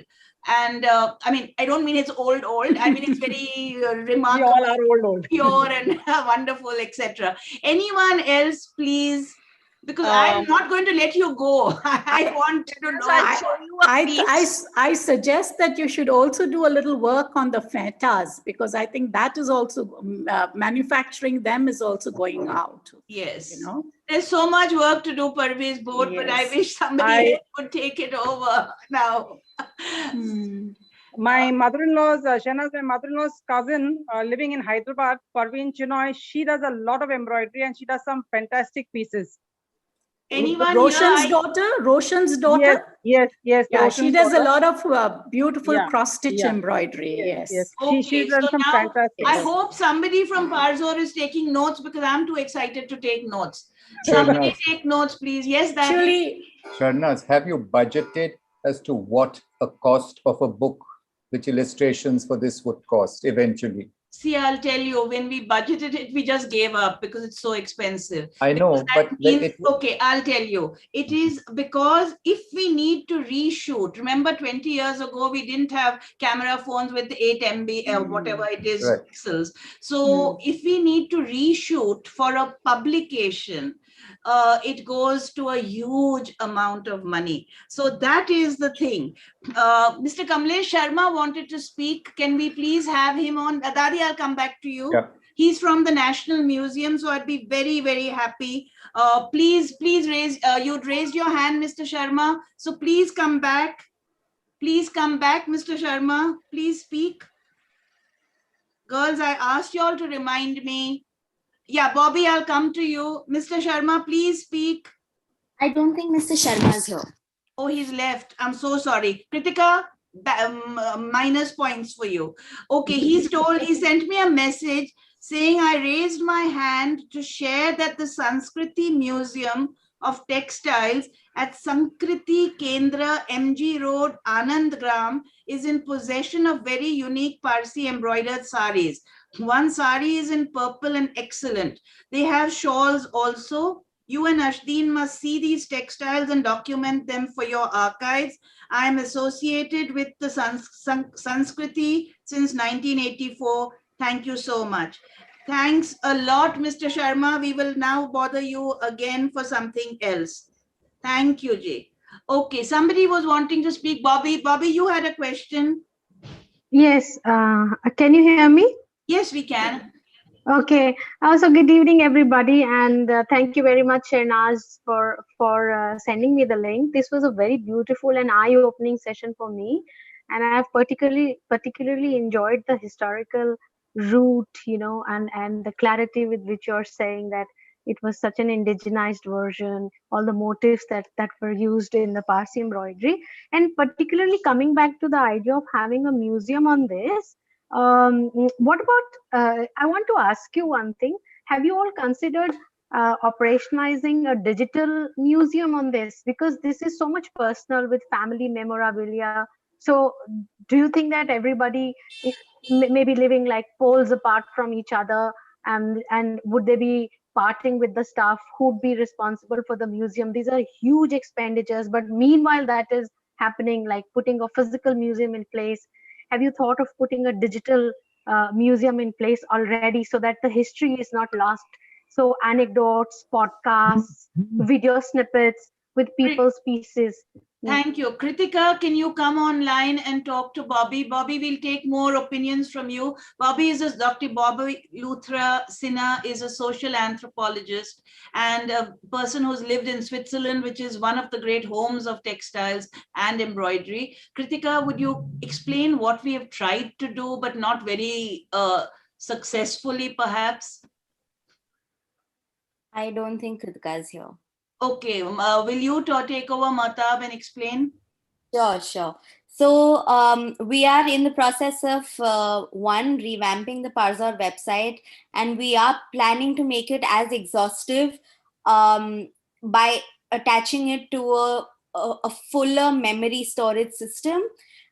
Secondly, on the website, we will be requesting for photographs, archives, memorabilia, family treasures that people would want to share. After all, what we have done for 20 years, we need to pivot to digital as well. So we are pretty aware of that, and we're moving towards it. in one direction is our Google Cultural Institute page that we hold. Parzor holds a lot of exhibitions there, digital exhibitions, and unfortunately, it was just before before COVID that we had finished photographing very few textile pieces, and we were putting them together to start at least our first textile exhibition, but I believe it's still a work in progress, unfortunately. But we should get to it together again. This session has given us a lot of impetus, and thank you, everyone. Thank you for it. Just hang on, I'm not letting you all go. I've just got some fabulous pictures and dates from Mayor Kharas. Mayor and Firoza, please show us that beautiful wedding, grandmother's wedding sari, 1910 or 1912. Please, can we see it? You can't. It's with my cousin Zenobia in Manchester. Next time I go there, we'll have to take some photos and send it. That's all the Mayor, photos. you're off the screen. Show us the sari. My hair. I can't show you the sari. I'm saying the sari is in Manchester. I'm in Bangalore. Oh, good God. But you know, it's very unusual because it is. It's silver peacocks. Can you just share the picture? Okay, I'm sending the picture to you share the picture. I can't share the picture. Okay, I'm forwarding it to Mahtab because the amazing thing is, hi Firoza, the amazing thing is that peacocks are considered in many families inauspicious. And here is a very orthodox woman, very orthodox, very superstitious woman. Wow, it's quite remarkable. We haven't gotten over the fact that her sari was peacocks. Okay, it's exquisite and it's definitely a Parsi woman's embroidery. Mahtab, can you try and share it, please? It's really lovely. Anybody else? In the meantime, will Shernaz, will Karishma come in and tell us how, Karishma, you were trained by your mom, Jaru, to embroider? Karishma, are you there still? Karishma from London? Unmute Karishma. I'm here. I'm with you, Shernaz. Hi, sweetheart. How nice. Please tell us. In my childhood, my mother gave me a very thin glazed tissue paper. She would stitch one line or a few stitches of a particular stitch and then ask me to copy it several times. So over a period of about a year, when I was starting from the age of about 3.5 or 4 to the age of 5. I remember I ended up with a stamp with all the stitches. Okay, this is the wedding sari 1910 dated by Meher and Firoza Kharas from Bangalore, which is in Manchester. Please make sure it's in your family and not given away to an embroiderer's guild. Shernaz, this is the same material and the same stitch which is on the small pieces of cloth I showed you with the beetles. Correct. Okay. That means it is a Parsi woman's embroidery. Not necessary. Not this one. These could be from Yemen, Middle East, Iran, that side. Could be. I'm not sure. Firoza, Mayor, can you tell us a little more about this? Nothing. Don't know anything about it. None of us know anything about it. My grandmother died when? 50 years ago, 60 years ago. This is the problem. All of us have this problem. We don't know. Yeah, but peacocks are not kept inside the house, and yet you have on an Orthodox lady. Yeah, very Orthodox, very superstitious. Yeah. Mojgan, can you tell us how peacocks are seen in the Iranian Zatushti tradition, please? Because they are seen on a lot of our cores, if not on our saris and on jablas. Mojgan? Yes, hello. Hi, tell hello, us Shernaz. I love to see you. Hello, thank you. Yes, actually, I'm in Kashan now. Okay. As far as I know, peacocks came from India to Iran.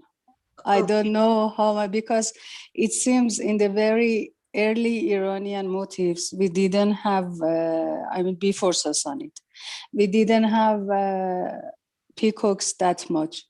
But it seems after the deep connection between Iran and India, then it becomes very popular to the Iranian art, especially in Sasanis, in many embroideries, and also the dishes, the plates we have. Yes. There are many peacocks, and still is the favorite of the people. And then it seems it went to some Sufis also, they admire it, they call it. So it has a long way and long connection, but is a kind of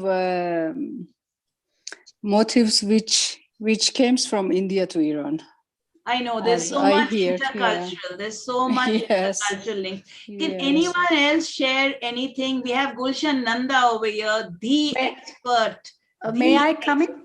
Please, yes, Parviz. Yeah, when I was a little girl, a neighbor's aunt told me this story that why peacocks are not considered to be lucky. Okay. I don't know, it's just a story. I don't know what truth there is in it, but this story goes that Shiva and Parvati were making love, and it was raining, and the peacock got excited and crowed, and it disturbed their love making. So it was cursed that you will never be able to copulate. But I'm sure peacock. I don't know. Then I was told, I don't know. Just recently, some MLA in North India said that the peacock, when the way they conceive is that the peahen drinks the tears of the peacock, and the semen is in that. Oh, good God, please, please. We're not going into politics. No, I'm not talking about politics, but this is the story, this is the fairy tale. Yeah. I know. And that is why it's considered unlucky for a wedding. But we have another story from Gujarat, though we always had peacock special dusters for cleaning our very precious Chinese ceramics or our Dolton or whatever. We were told that peacocks are considered unlucky because at Dungarwadi or the Dakmas, you see a lot of peacocks. But on the other hand, in Iranian shawls, as Mojgan just said, post the Sasanian period, we do have a lot of peacocks coming in. Yes. So I really don't know. I was asking, Karishma, do you have a sampler to show us? Because I remember being made to sit and do some samplers, which I never managed. Does anybody have a sampler to show us? With all those... Sorry, Shernaz. Something say. Yes? No? Do you want to speak? You can say. Please, anyone else come in? Because Shernaz, I have a lot of embroidery that my mother and her sisters have done. Okay. But it's not Parsi embroidery. Okay.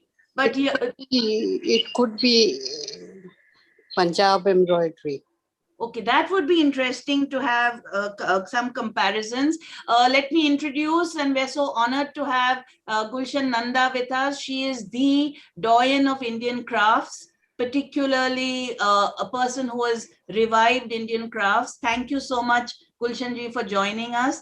And I hope you got some ideas for us for our book at least. At least I will show you the collection that I can borrow from cousins and all.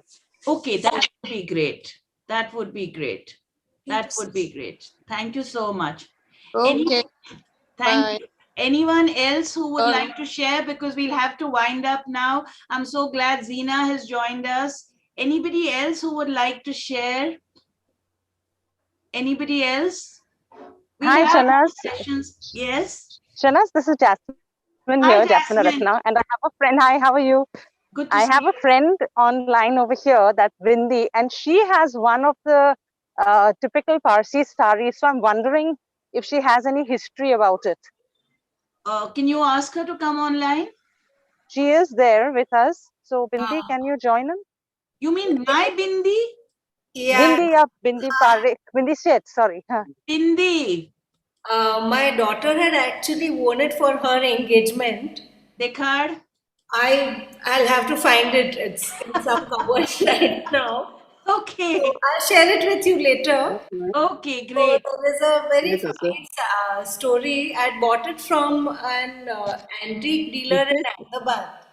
Okay. And it was so delicate, so I didn't have the heart to wear it. And I was quite amazed when she wanted to wear it for her own engagement. Okay.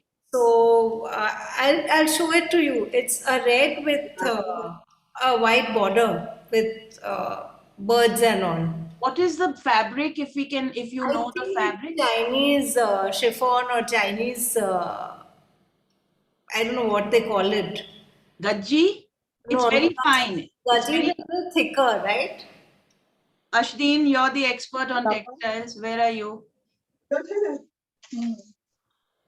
We'll have to see the fabric to know what it is.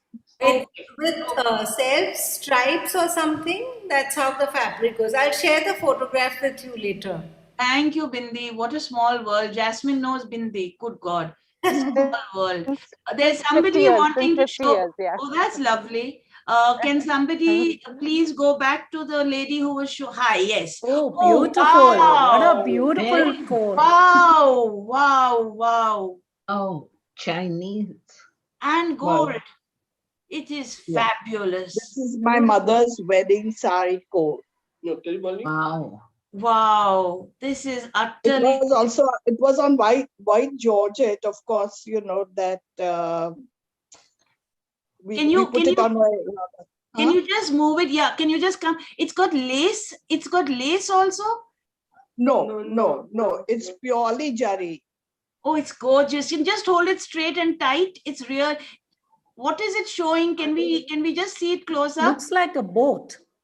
Yeah. No, Yola. Yeah, just hold it. There's a light shining against it. Yeah. Oh, it's gorgeous. Very pretty. Very. It's really a museum piece. No, you've gone. We want to see it, please, Mayor.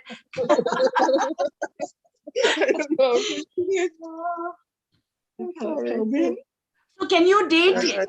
Can you date it? Your mother's wedding, can you date your mother? Yeah, 1932. We've lost you. We've lost the picture. So, yeah. Oh God. Hi. Wait. Okay, Vanshika's got something about the peacocks. The peacock in the Ming dynasty symbolizes divinity, rank, power, and beauty, and is associated with the goddess Yuan Yin. Okay, thanks, Vanshika. We need that note. Can we see this close up, please? Agal now.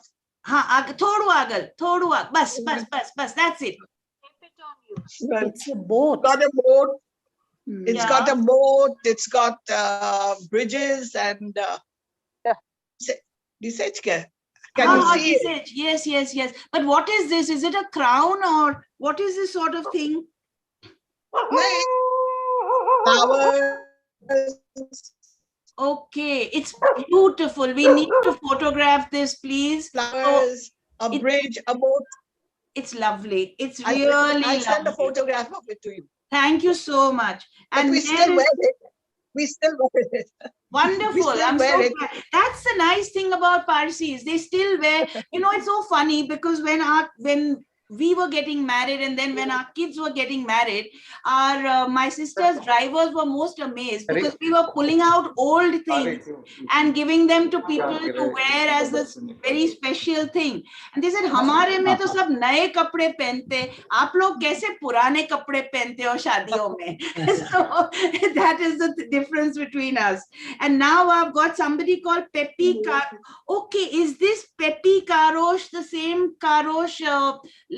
Madame Karosh? Yes. Oh, and you got a sari and you never told me in all these years. I never even thought of it. See, we got lots of saris. Not one, lots of chiffon saris done by her. Oh, please keep them carefully before they. Well, they've all fallen to bits. They've all doesn't matter. You can have them all. When we find them, I'll send them all to you. Oh, thank you. Okay. I've also got a gold and silver border which my auntie Maki gave me, which I wear all the time, which I actually wore to Zubin and Trisha's wedding. Okay. Yes, I remember that. That was gorgeous. Okay, now I think we'll have to wind up because I think Ashdeen's getting very tired. But ladies and gentlemen, thank you for being with us. And please do continue to think about what we've said. Roshan, please think about how we can do the museum online, offline. Thank you, Bobby, for the idea. Please have a look at what somebody has put over here about our exhibition online at what is it? Google Cultural Institute. But I hope I've given you some idea of what we're looking for. We're looking for any type of information in India, in Iran, in China, and in the diaspora. And we're looking forward to your help in producing this book. The last estimate for rephotographing and doing everything was over 70 lakh rupees, which is a lot of money. But we planned to have a whole Gara opening up inside the book, complete, the full 6 yards, because I have seen a Gara with not one single repeat. The whole Gara is different. And that was the plan. And that's why the book is going to be expensive, because just think of taking a team with professional photographers across not only India, but Iran and the world to photograph. So with your blessings, I hope in my lifetime, at least, this does happen. And that I promise will be my final begging bowl going around. Okay. Thank you all. It's been a delight to have you all here. Thank you for sharing such precious things. Zareen, Parvez, the Pauwalas, all of you who have shared with us, Binaifer Modi, you have given me a new branch of embroidered shawls to now explore, and the Kashmir connections. Dadi, you will please find that beautiful topi. It's there. I've got it. Then why didn't you take it out? Well, it's in the cupboard somewhere stacked. So, Okay, Shilpi Raje Dubey says, I want to learn this art. Okay, Ashdeen, we are supposed to be having some lessons online. Please do watch out for our website. We had COVID in between, so our website got a bit delayed. We do plan to have some classes to teach you all this embroidery. And of course, it's going to take a long time. But if Rita Sridhar is here, she has started learning Parsi embroidery. So please do watch out for www.unescoparzor.com. We will tell you when you can learn this art. And in the meantime, please think of your lace sadras, your little names in your saris. I do know that some of y'all, if you haven't looked, please look now, because especially in Hyderabad, I think ladies did embroider their names into the saris, as did some of the Cama, Jijiboy and Tata ladies. They had the names embroidered. And if Shirin Mistry, of course, it's too late in Australia, she remembers these ladies sitting and learning from her aunt. So now, here, please put up my Hotmail address and my Gmail address, because Gmail will take the photographs. Hotmail is the one I look at. Matab, can you type it in, please? And email me, write down my number also, WhatsApp me the photos. Just put my number down also. WhatsApp me the photos, and we'll send me your, of course, your name and your contact, and we'll be in touch. God bless you all. Thank you so much for staying on for 1 hour over the scheduled time. But thank you. And all of you, please be with us and help us make this dream come true and preserve a world's very important forgotten heritage.